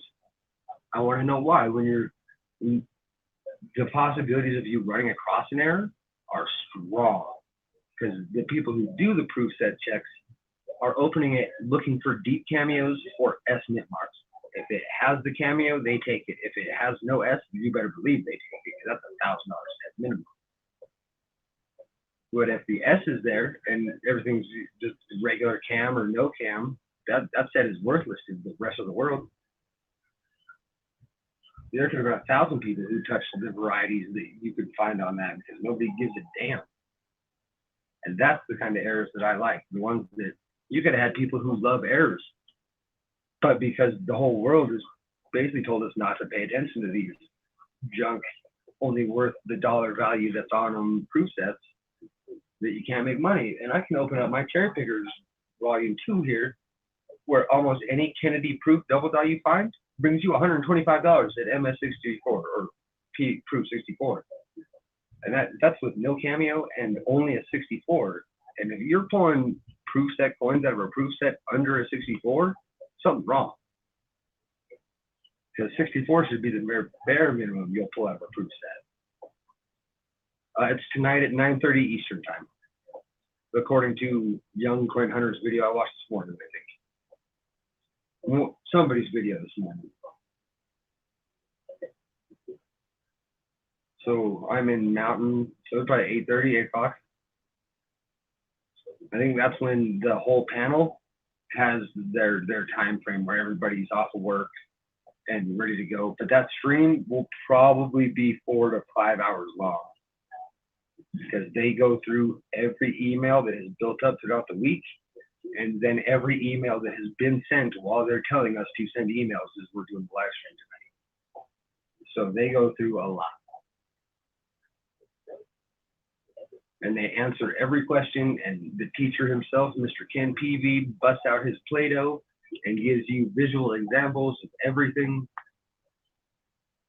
What you bring home from the Q&A and the big show and that, it's definitely worth setting out some time to do at least once. Because he goes over it as often as he needs to. Every time he gets a question on what it is, if he's got the answer and it's not double die, he'll show you what he needs. And I love that about him.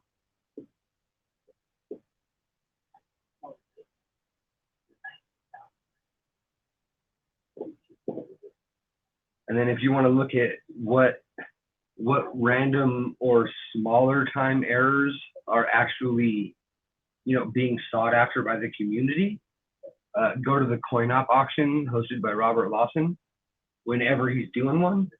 And even if you're not buying anything, just kind of hang out and see what people are bidding on.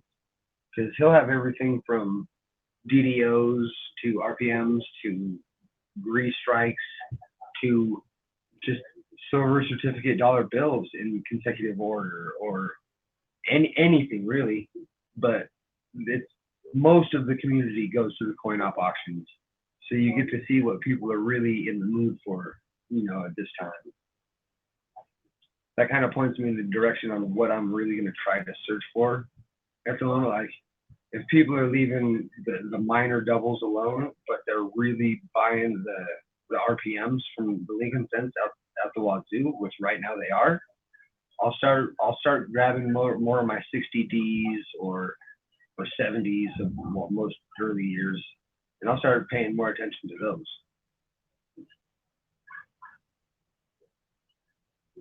Oh, do you? Let me watch your video gladly. I love the silver proof sets are my favorite thing. I love looking for the varieties. I've found enough to keep me optimistic and wanting more. I don't find them on every set because it wouldn't be rare if you could. But I found enough to where people go, wow, because the 70S, there's only 9 to 16 now. The 66 SMS with the 5, according to Robert Lawson, there's only like 11 of those now. So you can hit some scores. You can really scratch that lottery ticket with those. And I will. I don't even care if you've already searched through them. For the price those things are, it's still worth the $9 or trade or $6.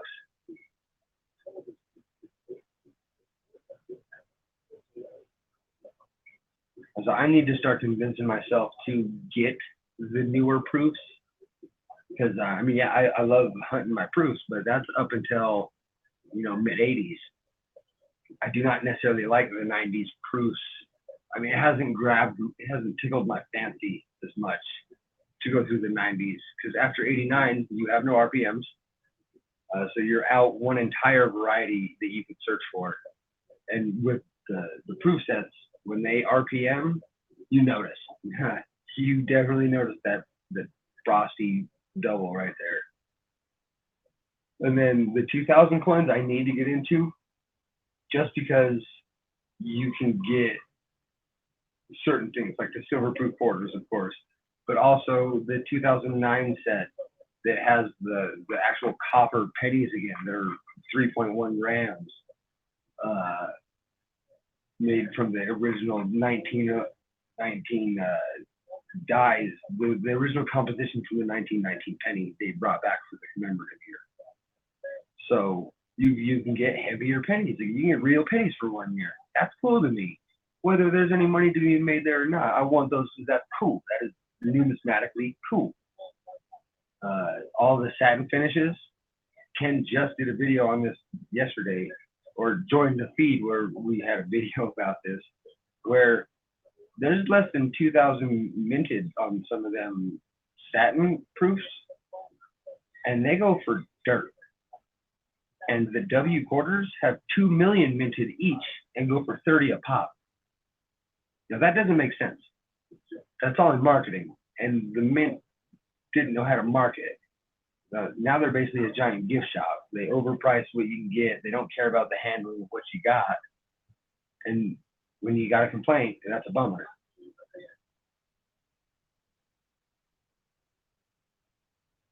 But all of those satins are undervalued, and they have varieties on them as well.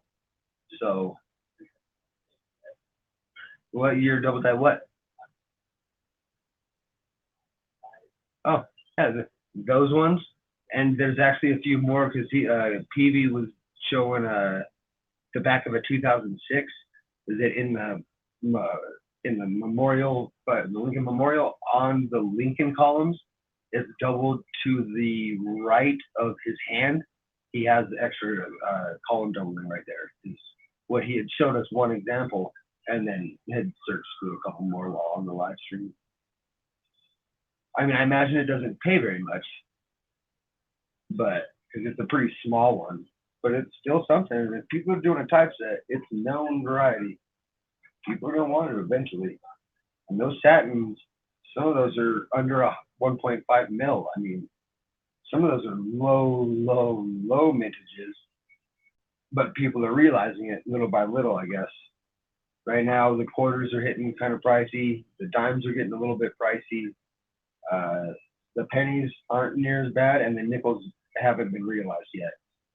So if you can't get the set, get the nickels because they'll be beneficial on cost versus benefit. But sit on those because that is the modern day key date. That is the modern day key set is the satins. You can't find them in coin roll hunting because the entire coin's made like a proof device. So it's sandblasted on everything. And yeah, I'm willing to trade. Absolutely. I'm depending on what you want, of course, because there's some stuff that I still do want. I need to make income, yes, but at heart, I'm a collector. But I have so much stuff. I have so much nonsense that I don't really need to keep. I mean, the variety hunter in you makes you want to keep it, but there's no real reason to, especially when I can spread the love.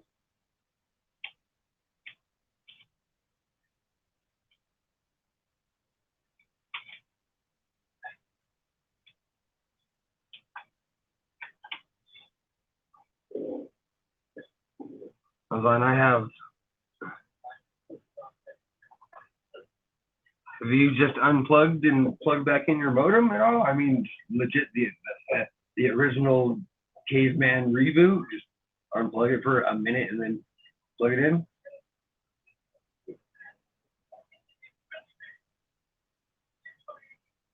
And see, that's how most of Colorado is as well. I mean, they stack to stack. Even when it comes to my bullion, I like to try to keep it at not even necessarily a collector level, even though it is, but it's my interest level. Like this is a Peter Forsberg Hall of Fame, licensed and serial numbered, with all of his career stats. I thought that was one of the coolest LCS finds, considering I've been an Avalanche fan since I could walk. And Mr. Baby Blue Eyes right here, Forsberg, was a Hall of Fame player. Is a Hall of Fame player. So that was cool. Even with my bullion, I try to keep it stuff that's interesting. This here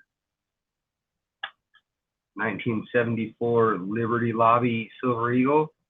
That what made me buy it is the very top of it. All it says is integrity.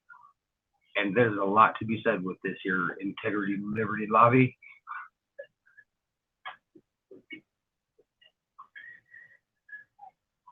But yeah, all I saw was a pink toned silver coin. Like that's not my camera. This thing is weird looking. And it says integrity at the top. And oh, we're lacking a whole lot of that in society. So putting it on a coin isn't a bad idea.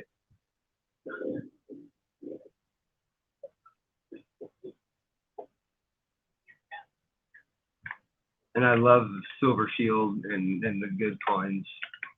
You know, America, come and take them. the Moulin Loeb. And I love my bullion. Don't get me wrong.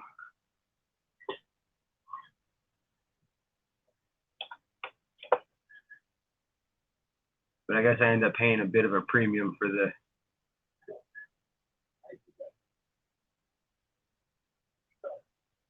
See, I haven't done any gold, but I want to, of course, we all do, but only one kind of gold interests me, turns out. I am not interested in gold bullion in any way.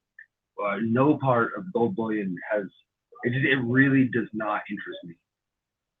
What I'm interested in is American gold sets. The 2.5, the 1/10 ounce older ones, you know what I'm saying? Like my favorite coin is the $10 golden Indian head, where he has that really long, unique headdress. That is my favorite coin. I don't know if I want to own one, but that is what I do. I love its just singularity. It's just so uniquely it.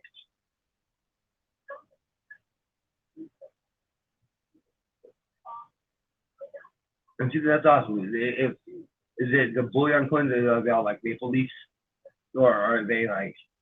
I haven't looked into what if there is even old Canadian gold coins and stuff.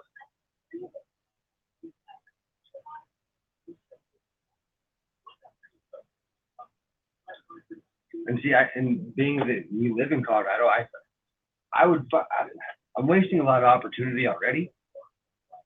But there's gold in the creeks, man. There's good gold under my feet that I could just go get, even if it's a 1/10 of a gram at a time.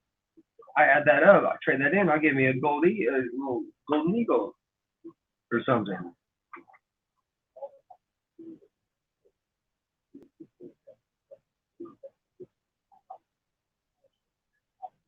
But I do like the fact that the golden walking liberties that they have are little ones. For the first something odd years, they were in Roman numerals, and I think that's cool. I want to get a couple of those just to have the Roman numeral golden eagle.